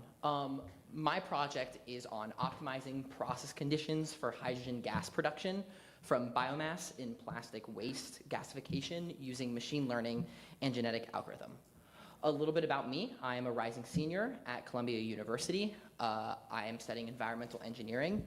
After I graduate, I'm planning on pursuing a PhD in chemical or environmental engineering, but I think I want to go into industry for a little bit first. Yeah, this is the disclaimer. And yeah, so fundamentally, this project is about hydrogen gas. Hydrogen gas is an energy-dense, renewable fuel that emits only water as a burn byproduct, and it's useful for decarbonizing hard-to-decarbonize sectors that you can't just plug into an outlet and get that outlet and electricity that comes from solar or wind gas. If you actually need a fuel, hydrogen gas is a renewable fuel that can be used as a replacement for fossil fuels for decarbonizing the industrial sector, creating iron and steel, ammonia, or to use as an energy-dense fuel itself. The problem is that most hydrogen gas comes from natural gas right now, and that eliminates a lot of the benefits if the clean fuel you're getting comes from fossil fuels. So we're looking at other ways to create hydrogen gas, clean hydrogen gas. And one very attractive way to do this is gasification, as Chris was talking about earlier. Gasification basically takes a carbon-based feedstock and turns it into synthesis gas, which is mostly carbon monoxide and hydrogen gas.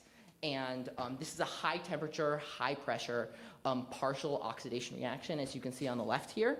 And it's very variable, right? There's a lot of room for optimizing conditions based on different kinds of feedstocks, based on different kinds of gasifiers.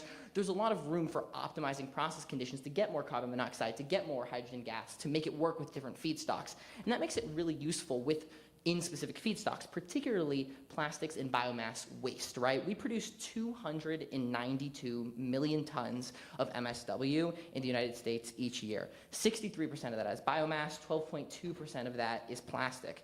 And the majority of that goes into landfills. So that's like a major untapped source of hydrogen gas.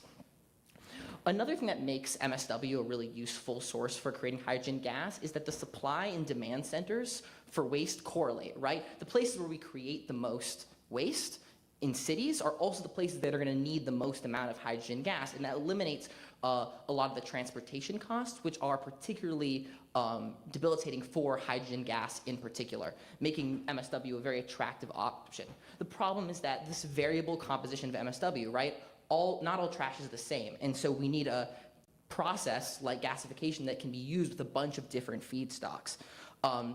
But we need to know more about how those feedstocks and different process conditions affect hydrogen gas. And that is the objective of this project, right? We're trying to train an algorithm using machine learning and then optimizing that algorithm through genetic algorithm in order to in order to optimize the process conditions for plastic and biomass gasification. So how do we do that, right? First, we start by creating a really large data set of gasification, different variables, and then the hydrogen concentration that you get out of that. So this data set that we used has 1,000 different entries, each with 24 variables. That's 120 different types of feedstocks, 15 reactor types, 8 different gasifying agents, a large temperature range. It's really important that this data set is diverse so that the model we create will be accurate in predicting hydrogen gas concentration. We then got to pre-process this data. We condense a lot of the similar categorical data entries. We one-hot encode that categorical data to turn it into numerical data that can be read by a machine learning algorithm. And we also remove variables with more than 20% of missing entries, because that can mess up the model if there's too much missing data in the entry. Then we actually got to create the machine learning algorithm, right? A machine learning algorithm, a regressive ML model, which is what we're using here, basically takes a data set and creates an equation that takes in certain X inputs about the gasification process and then predicts how much hydrogen gas concentration you're going to get out of it based on those inputs. Machine learning models have been shown to be effective to better understand gasification in the past, and so there's some literature that supports that this could be useful, but we want to go further, basically. Another thing that's really important about machine learning is that you want to be creating a model that uses the least number of variables possible, right? It's better if you have to put in less information and still get an accurate prediction of hydrogen gas concentration. And so we used a process called feature selection that selects which of those 24 variables are most important to predicting hydrogen gas. We also manually removed some variables after the fact that seemed irrelevant from a subject matter perspective. Then what we do is we take that model that we just created and we run it through something called genetic algorithm. And what it does is it optimizes, it looks at different process conditions and tries to find the process conditions that give you the highest amount, the maximum amount of hydrogen gas concentration. This is a biologically inspired process that's based off of natural selection. So it works by, over the course of 1,000 different generations, you test a bunch of different kinds of variables, and then you find in a specific population which of those sets gives you the highest concentration data possible. Then you create what are essentially offspring from the most fit entries, and then you mutate them and then create another generation from those most fit models. And over time, you find the optimal process conditions for hydrogen gas concentration. So what did we find, right? What were our results? So first of all, which of the 24 features that we originally had ended up being the most important? It ended up being these 6. The particle size, which is the size of the particles that go into the gasifier, the volatile matter percent and the fixed carbon, which are properties of the feedstock, then the temperature at which the reaction is taking place, then the gasifying agent, whether the thing that goes into the gasifier with the feedstock is steam or not, and then finally whether a catalyst was present, but not what type of catalyst. That wasn't as important. Here's the feature importance plot that basically plots how important those features were to predicting the hydrogen gas concentration. And then, so here we have a parity plot that shows how our model did, right? We create the model from those 6 features. And I want you guys to first look at this model here on the left, right? The model on the plot on the left is the parity plot for the 6 features, right? Just those 6 features, how accurate is this model? And the training data shows that we get an R² value of 0.88%, or 0.88, which is pretty good, right? 88% accuracy for the R². We also looked at the testing data, right? Which means we take out 30 entries before we even create the model, and then we run them after the fact. And that gave us to see how accurate it was on data that we didn't actually train the model on. And we actually got a higher R² value of 0.94. But we also want to make sure that the variables we're picking here are the variables that are most important to hydrogen gas concentration. So we compare this model 1 with only 6 variables to an ML model we create using all of the variables that we originally collected data on. And we can see is from the graph on the right that the R² value for the training data for the plot with all of the variables is just 1% higher than that with 6 variables. And that means that we did a pretty good job of picking the 6 most important variables using feature selection, because having all those extra variables only changes the accuracy of the model, only increases it by 1%, and the testing R² is actually 1% lower than the testing R² for the 6-feature plot. But this project's really about finding the most amount of hydrogen gas, right? We want to get the highest concentration possible. So we want to look at how the model does at the really high end of hydrogen gas concentration. So we looked through that big data set that we originally used to train the model, and we found the hydrogen concentration that was highest in the entire model, which was 95% found experimentally. And then we ran those process conditions through the model to then see what would it predict we would get. And what we got was 85.5% hydrogen predicted when experimentally you're getting 95%. That's 9.5% lower. That means there's still some work that needs to be done on this model at that really high end of hydrogen gas concentration to make it more accurate when you're dealing with the right tail of hydrogen gas concentration for the kind of data that we're looking at. We then ran it, like you were saying, about through genetic algorithm. When you ran it through genetic algorithm, the highest percent of hydrogen gas that we were getting was 85.5%, which is pretty good, right? That, as you can see from the histogram of hydrogen volume percent data, it is in the right tail. It's in that far right, which means that the genetic algorithm is working and finding the best conditions for the model. There's also, you can see that's happening at a low temperature, which is pretty good for cost conditions, right? You also want this to be cheap, and a lower temperature means lower operating costs. But there is a catalyst present, and catalysts are expensive. So we wanted to see what happens if we manually just like turn off the catalyst. Say there isn't going to be a catalyst, what's the highest hydrogen concentration that you can get then? And we were still able to get a hydrogen gas percent of 70%, right? Which isn't as high as with a catalyst as we'd expect, but is still pretty high. And that means that these process conditions could be used to lower operating costs. It could be used to lower capital costs because of the catalyst, but the trade-off is that there's a higher temperature when you don't have that catalyst. And so that is something that we need to look at, but it's also worth looking at because it could potentially cut down on costs. In conclusion, we were able to successfully develop this model that has an R² value of 0.88%, choosing those 6 most important variables. There is some work to do at that really high range of hydrogen concentration, and there should be some future work done to take these proposed process conditions and test them experimentally. Do they actually work? And to also improve the model through Gaussian process regression and deep learning. I'd like to thank my advisor, Dr. Ping Wang and Wei Shi, and the entire reaction engineering team at NETL, MLEF, and thank you guys so much. These are the citations, and are there any questions?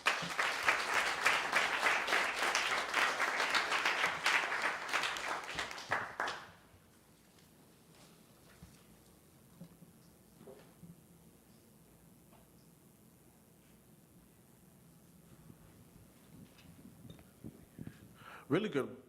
Your presentation was really good. So I see that, could you go back to your acknowledgement slides? The Python package? Yeah. PyCred? Yeah. What are some advantages and disadvantages you ran into while using that? Because I used scikit-learn whenever I was using predictive modeling. So it was kind of interesting to see that you used something that was similar. So can you tell me a little bit more about that package, if you don't mind? Yeah, the primary benefit of the PyCred package is that it's really easy to use. The disadvantage being that it can act a little bit as a black box. So some of the actual methods that go into the ML model, the way it works basically is that it does the feature selection, and then it runs a bunch of different kinds of linear regressors, and then shows you the R² values for each of them, and then it picks the one that does the best, and then it creates the model from that. I think mine was like I don't think I have it on here, but I think mine was the extra trees regressor was the one that ended up being the best. But it is a little bit of a black box, but it's really simple to use, and I was able to pick it up in like a couple weeks. That's really the main benefit of it. Thank you.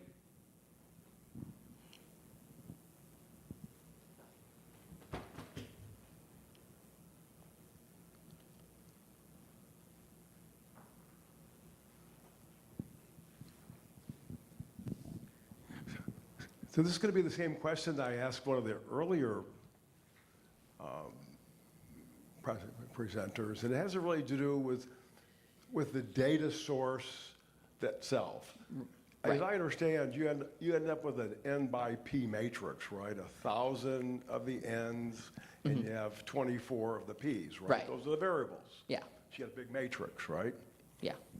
And those variables interesting, you said that you went from 24 to 6, and when you did that, the correlation coefficient actually went up when you dropped some of the variables, okay? Which is kind of interesting. Yeah. So of those 6 variables, before you ran, you're doing sort of a principal components analysis, right? Is what you're really doing here. Did you do anything at all to normalize the data? And when I say normalize, this is what I mean.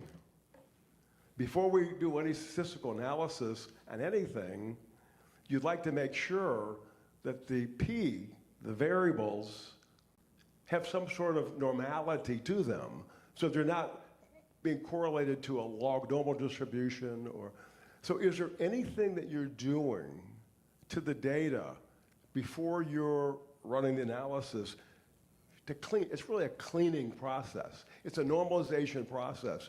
Do you go through that process, or you just take the variables as they come?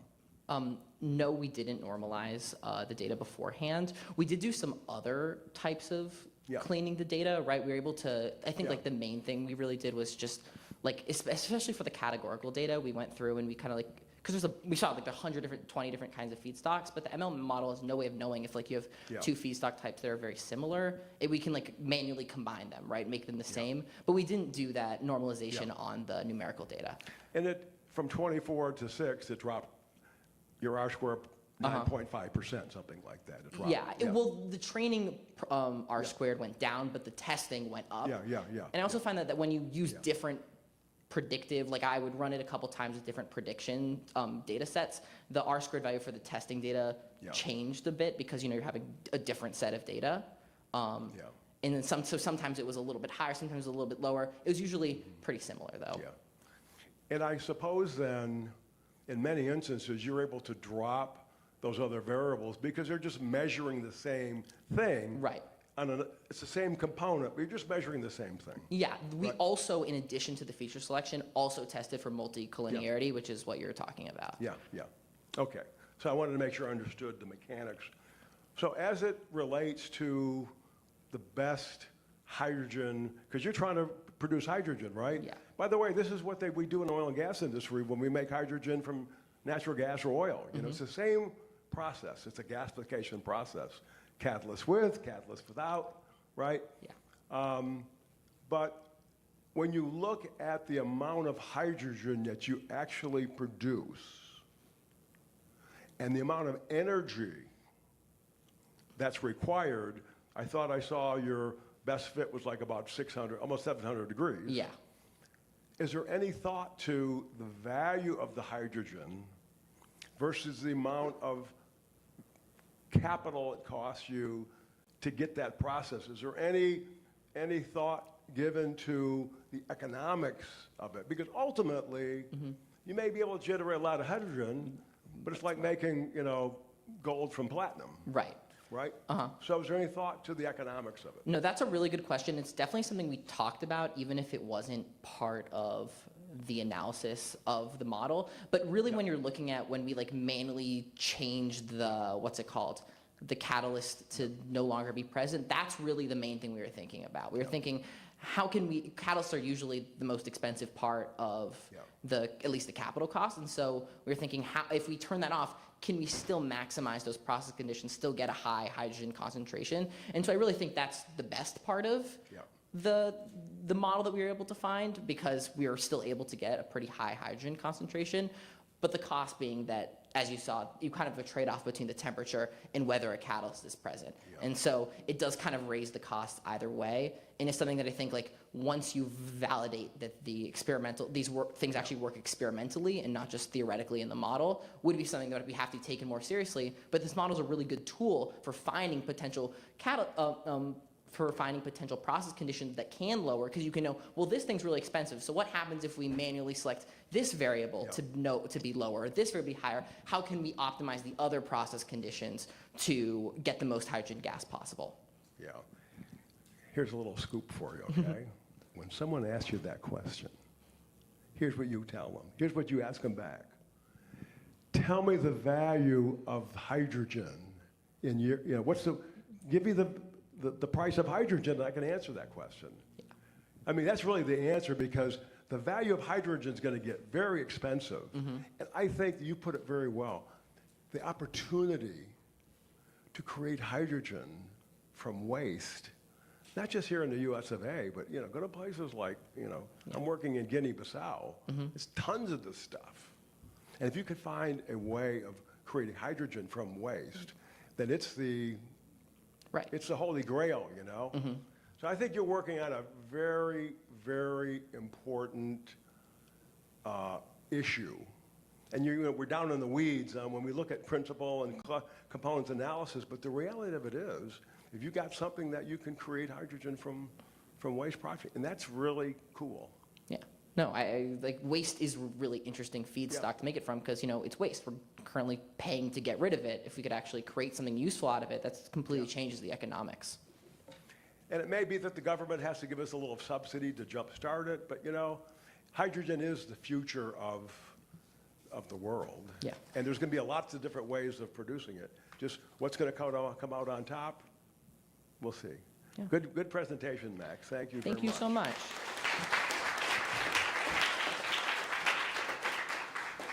I actually do not know who's going next, but welcome to them.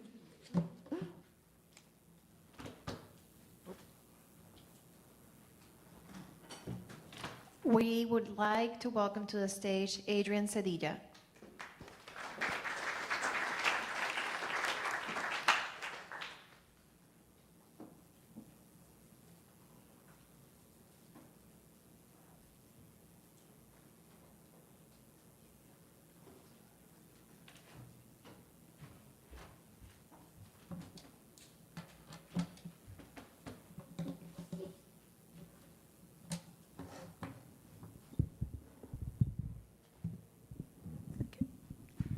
Hi everyone, my name is Adrian, and my mentors for this project are Kang Wang Yi and Professor Albert Datto from Lawrence Livermore and Harvey Mudd College. My project is about the modification of the carbon dioxide and water selectivity of polymers through graphene coating for carbon capture materials. A little bit more about me is that I'm a student at Cal Poly SLO, and I majored in materials engineering for my bachelor's degree, and this upcoming fall, I'll be majoring in biomedical engineering for my master's degree, and my goals are to work with batteries and bioelectronics at a national lab. Some fun facts about me is that I moved to the US when I was 13 from the Philippines, and I'm passionate about animals and sustainability. So, we're all here today because of the pressing concerns of carbon dioxide emissions in our atmosphere. And carbon dioxide concentrations are at an all-time high. And carbon capture is the solution to that, to limit further carbon dioxide from entering our environment from carbon dioxide emissions. At Lawrence Livermore, the microencapsulated carbon dioxide sorbents team have produced microcapsules, or in the process of producing microcapsules for commercial applications. These microcapsules have a core fluid consisted of sodium carbonate sorbent solution with the chemical reaction seen in the middle of the screen, where carbon dioxide is absorbed by the solvent, and the shell is consisted of a highly permeable UV cross-linked polymer, which are TIGO-RAD and TPOL solution. So my goals this summer is to improve on the formulation of the neat membrane solution. What type of graphene nanomaterial fillers could be added to the neat formulation of the microcapsules membrane that can improve its carbon dioxide permeability and decrease its water permeability?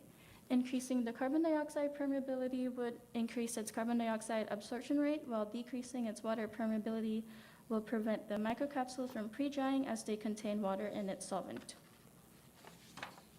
So the different types of graphene nanofillers that were looked at are GSG, RGO, and AO2. The primary graphene nanomaterial filler that we looked at are gas-synthesized graphene from Professor Albert at Harvey Mudd College, where he's the one who synthesized this pure form of graphene. And as seen on the picture, you can see the GSG is a super hydrophobic material that can achieve the lotus effect. It has a contact angle of 150 degrees. And other commercially available graphene were also looked at, such as RGO and AO2 graphene nanoplatelets. RGO, or reduced graphene oxide, is graphene oxide that's been thermally and chemically treated to reduce the oxygen groups in it, while AO2 graphene nanoplatelets are just particles of graphite or stacks of graphene. GSG is a pure form of graphene, while the other commercially available forms of graphene are just not as pure graphene. So, as seen on the pictures on the screen are examples of the samples I created in order to test the membranes. So I used an aluminum sticker, and the membrane is sealed by high vacuum torque seal because I had to use the samples for carbon dioxide and permeability testing and water permeability testing. And I tested 10 different formulations as seen on the table.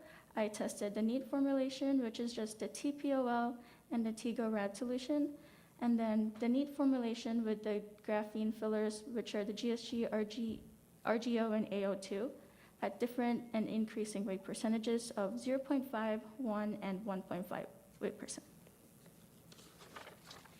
So for carbon dioxide testing, I used a CO2 rig, and the CO2 rig has a permeability cell where there's a pressure difference due to carbon dioxide entering from upstream of the membrane, and downstream is a lower pressure because it was previously vacuumed. And as seen in the permeability cell, the samples are just inserted, and then as carbon dioxide enters the membrane, because the carbon dioxide is only able to permeate through the membrane, the pressure readers takes note of the amount of carbon dioxide that comes in, and the carbon dioxide rate is how we determine the carbon dioxide permeability of the membrane. As seen on the graph, it was found, first of all, I want to go over what the graph is. So x-axis has the weight percent of the filler, while the y-axis has the permeability. And as you can see, GSG is shown in blue, and as GSG's weight percent increases in the neat formulation, the carbon dioxide permeability decreases. For the RGO and the AO2, the permeability varies. This is probably due to it being not a stable graphene because it forms a non-homogeneous solution compared to our GSG, which is able to form a homogeneous solution with the neat membrane. Moving forward is how I tested the water permeability of the different membrane formulations.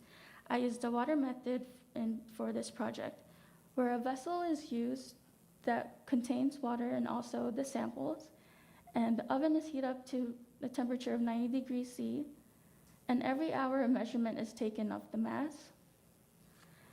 And with that, I'm able to calculate the water vapor transmission rate of the membrane because the membrane's area is also accounted for. And the results of the water vapor permeability tests are as follows.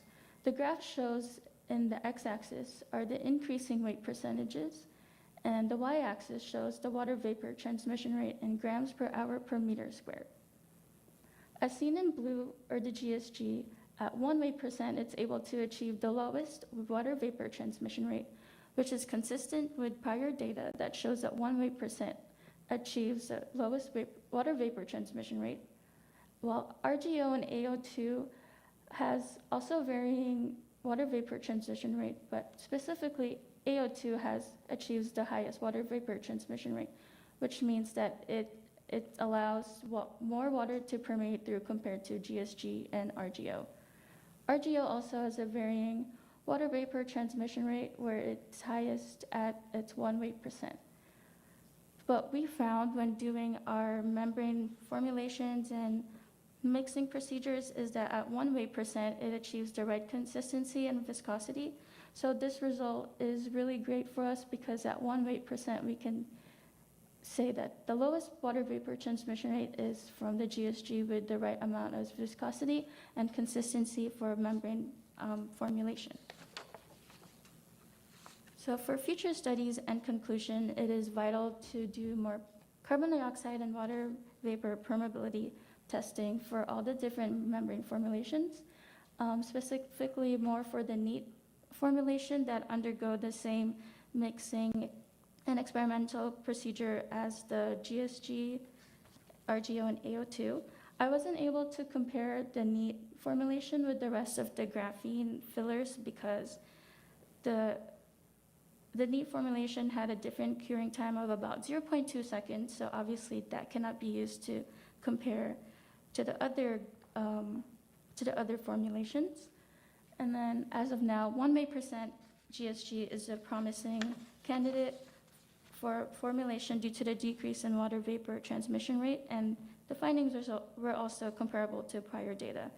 The cheaper options of RGO and AO2 could compare, but their studies on their applicability for commercial applications need to be further studied because they're not able to form homogeneous solutions with the neat formulation. And I would like to thank the MLEF staff, my mentors, and some Lawrence Livermore staff. Disclaimer, and are there any questions?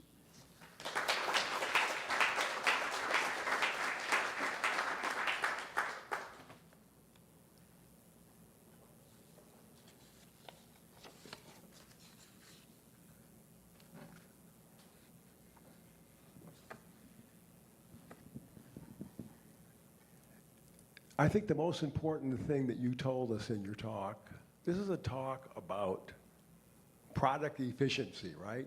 Membrane efficiency. Yes. Right, you're trying to make this thing more efficient. And you showed us like, you know, when the wafer gets thick, the permeability goes down, right?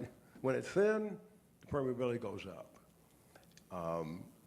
So you're really trying to sort of design a new widget for us, huh? Now, are there other types of nanoparticles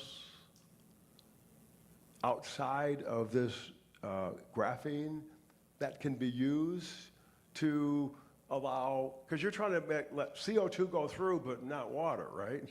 Yes. Right? So are there other types of material that are as good as this graphene, or is it still to be developed? I think it's still to be developed. So I know Professor Albert and my mentor Kong Wang Yi are trying to look at GSG first because GSG is a pure form of graphene, and as seen in the image, it's able to achieve like a high contact angle, so it's supposed to repel water. But also their neat formulation took a while to develop. And so they're trying to figure out what type of materials can work with that formulation. And GSG was able to work with it really well and form a homogeneous solution that can cure. And this is kind of like a material science background, right? Is that your background? Are you kind of pursuing a material science background? So this is the first time I worked with polymers. I work usually with batteries and biosensors. So this was a really interesting project for me and made me appreciate my material science background. Yeah, excellent. Okay, thanks for helping me with the understanding. Appreciate it.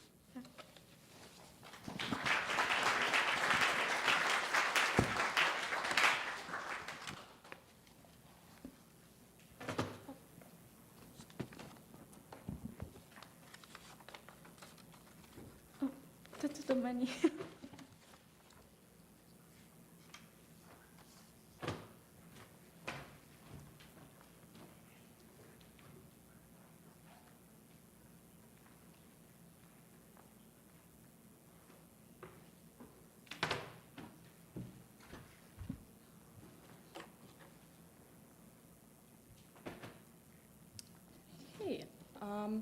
Hi everyone, my name is Natalia and I was in Albany this summer.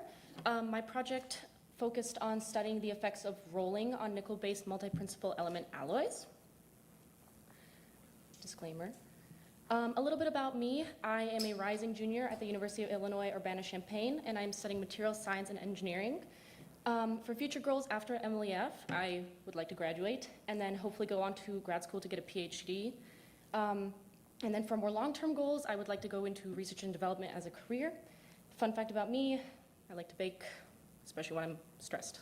So the materials for this project are called multi-principal element alloys. This just means that they are made up of multiple elements. The materials are also referred to as DT alloys in this experiment, which means that they form deformation twins during deformation. Twins are a type of defect that are induced within the alloys when they undergo any sort of outside sort of deformation. Prior to any sort of experimentation, these materials were annealed to induce annealing twins. Annealing is just a process of warming and cooling the alloy until you reach the desired state. And again, annealing twins are just another type of twin, but those were induced as well. So the two materials in this experiment were called DT1 and DT3. They're very similar. They both contain nickel, chromium, and cobalt. The only difference is that DT3 includes a percentage of molybdenum, which helped with grain size refinement. Essentially, that meant it reduced the size of the grains in the alloy. So rolling was the primary fabrication process in this experiment. There were two types of rolling that we sort of experimented with. The first was unidirectional or one-direction rolling, which just meant that the sheet was rolled in one direction constantly. The other one was cross-rolling. You roll in one direction, rotate 90 degrees, and then roll in the next direction. Both sheets were reduced by 30% thickness, and deformation twins and stacking faults were induced within the materials. Those are both types of defects. And then some percentage of the chromium within these alloys also segregated towards those defects, which means the chromium moved towards the defects and therefore strengthened the material. Overall, the cross-rolling in this experiment improved the ductility of the material. And this is important because one of the NETL's missions, specifically in Albany, is to develop an alloy with a high resistance to hydrogen embrittlement, because hydrogen embrittlement greatly reduces the ductility of the material. So there were a lot of samples used in this experiment. DT1 and DT3 annealed only samples were used as a sort of control to compare to the rolled samples. The materials were tensile tested, which means they were pulled on until failure to sort of study their mechanical abilities. And these samples are shown by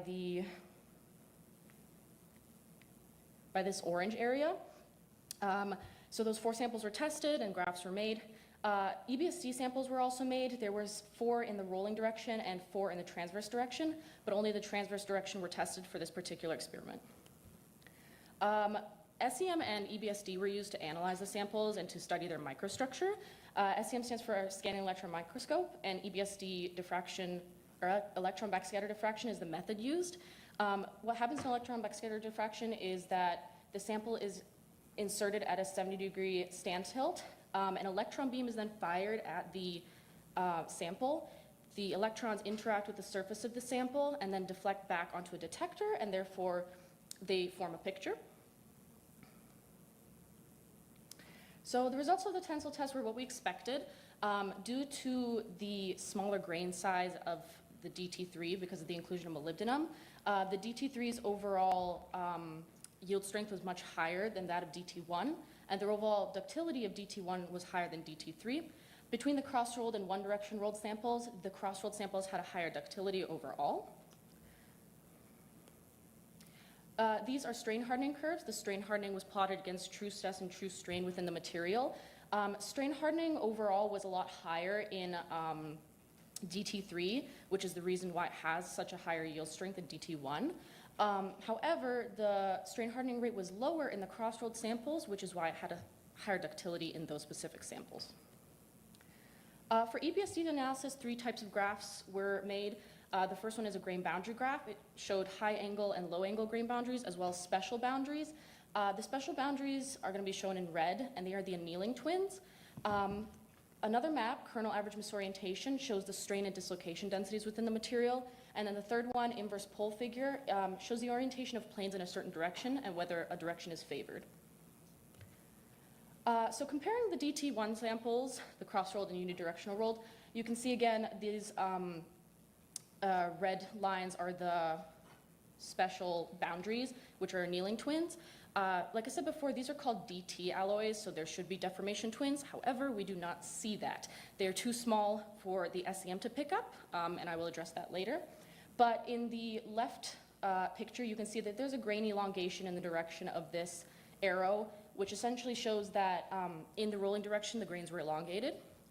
Versus cross-rolling, they're very uniaxial grains, very like uniform shape, almost nothing visible happened to them. And overall, this the DT1 sample had about a 26 micron grain size. In the CAM maps, you can see that they're very, very similar, which means that the dislocation density and the strains within these two rolled alloys didn't really differ depending on the rolling direction. So essentially that's shown by the green is where there's more strain and more dislocation density, and that happens to be around if you overlap where the grain boundaries are in the material. So these are IPF maps. The colors correlate to different planes within the materials. Once again, in the rolling direction on the left, in the unidirectional rolled samples, there's more of the same color. It's a little hard to see on here, but that essentially means that more planes within that material are oriented in that certain direction. This can be seen more in these pole figures. So as you can see in the very top one on the very right, there's some directions were favored by the planes, which resulted in a sort of pattern on here, versus in the cross-rolled one, it's very randomized. There was no particular direction favored by the planes. This means that the cross-rolled samples displayed a random texture, as opposed to unidirectional rolled samples. They had a very strong texturing.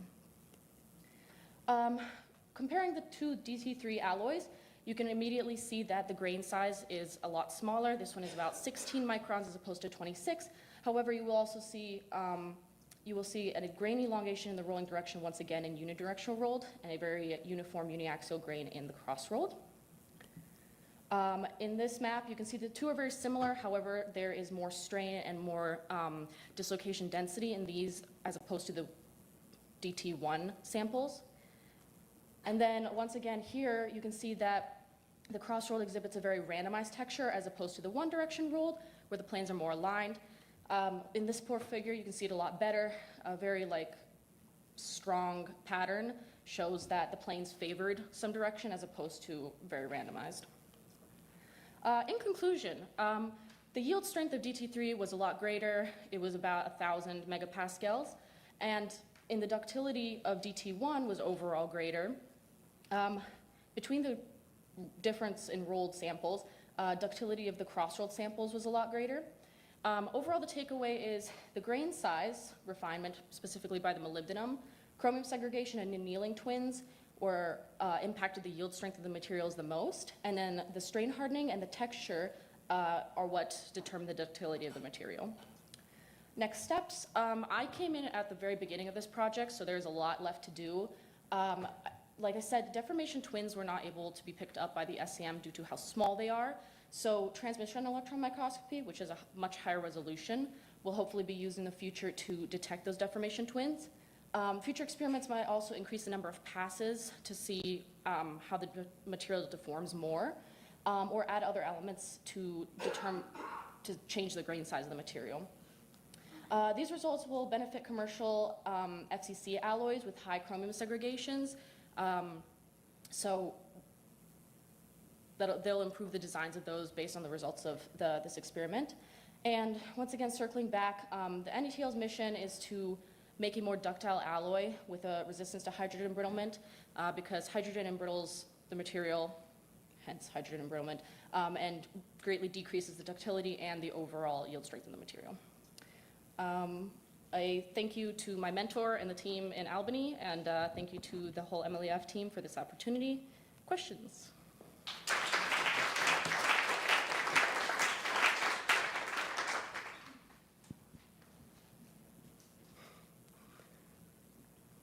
No questions. I'm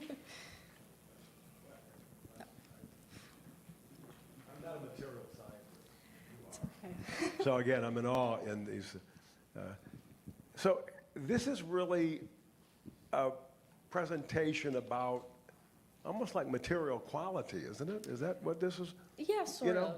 It's a quality, product quality, right? And would it be proper to say that you know, on TV they have like how things are made. Could this be a presentation on how things fail? Because, I mean, you're showing us as you roll the alloy, twinning occurs, and when twinning occurs, then that's potential places for the alloy to fail, is it not? Yeah, again, this, like I said, for the hydrogen embrittlement, this material is meant to be used for hydrogen storage or hydrogen transportation or possibly in power plants. So in these situations where the material sort of encounters different environments, high temperatures, low temperatures, other factors, it really can fail in many ways. So yeah, this was essentially an analysis of how to sort of prevent that, but also in some cases, inducing some of those deformations can help the properties, so yeah. And, you know, I'm working in the aluminum industry in Guinea, and of course, Pittsburgh has Alcoa here.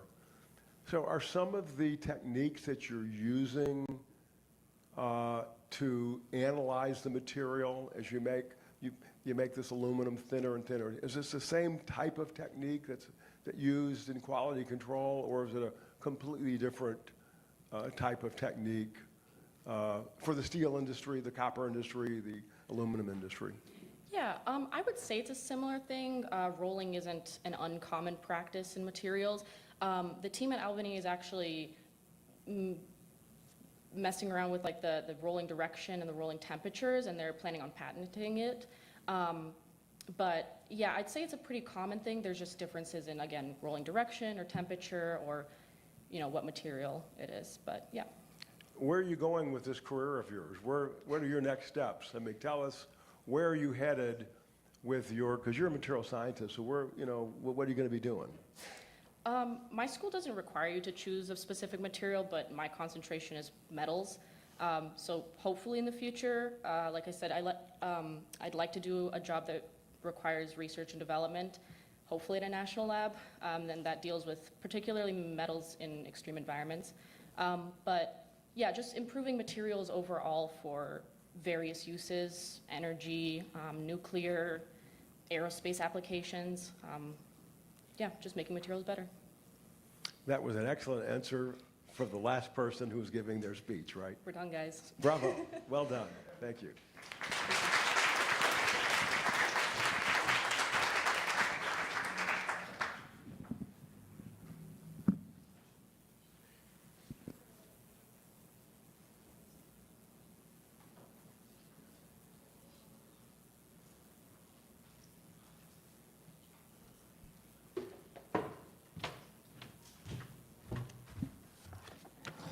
What a fantastic first day of the technical forum. Let's give a round of applause to all of our presenters today.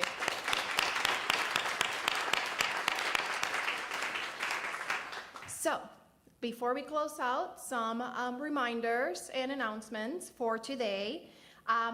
First, you are receiving your MLEF t-shirt today. So, when you exit, please stop at the registration desk to pick it up.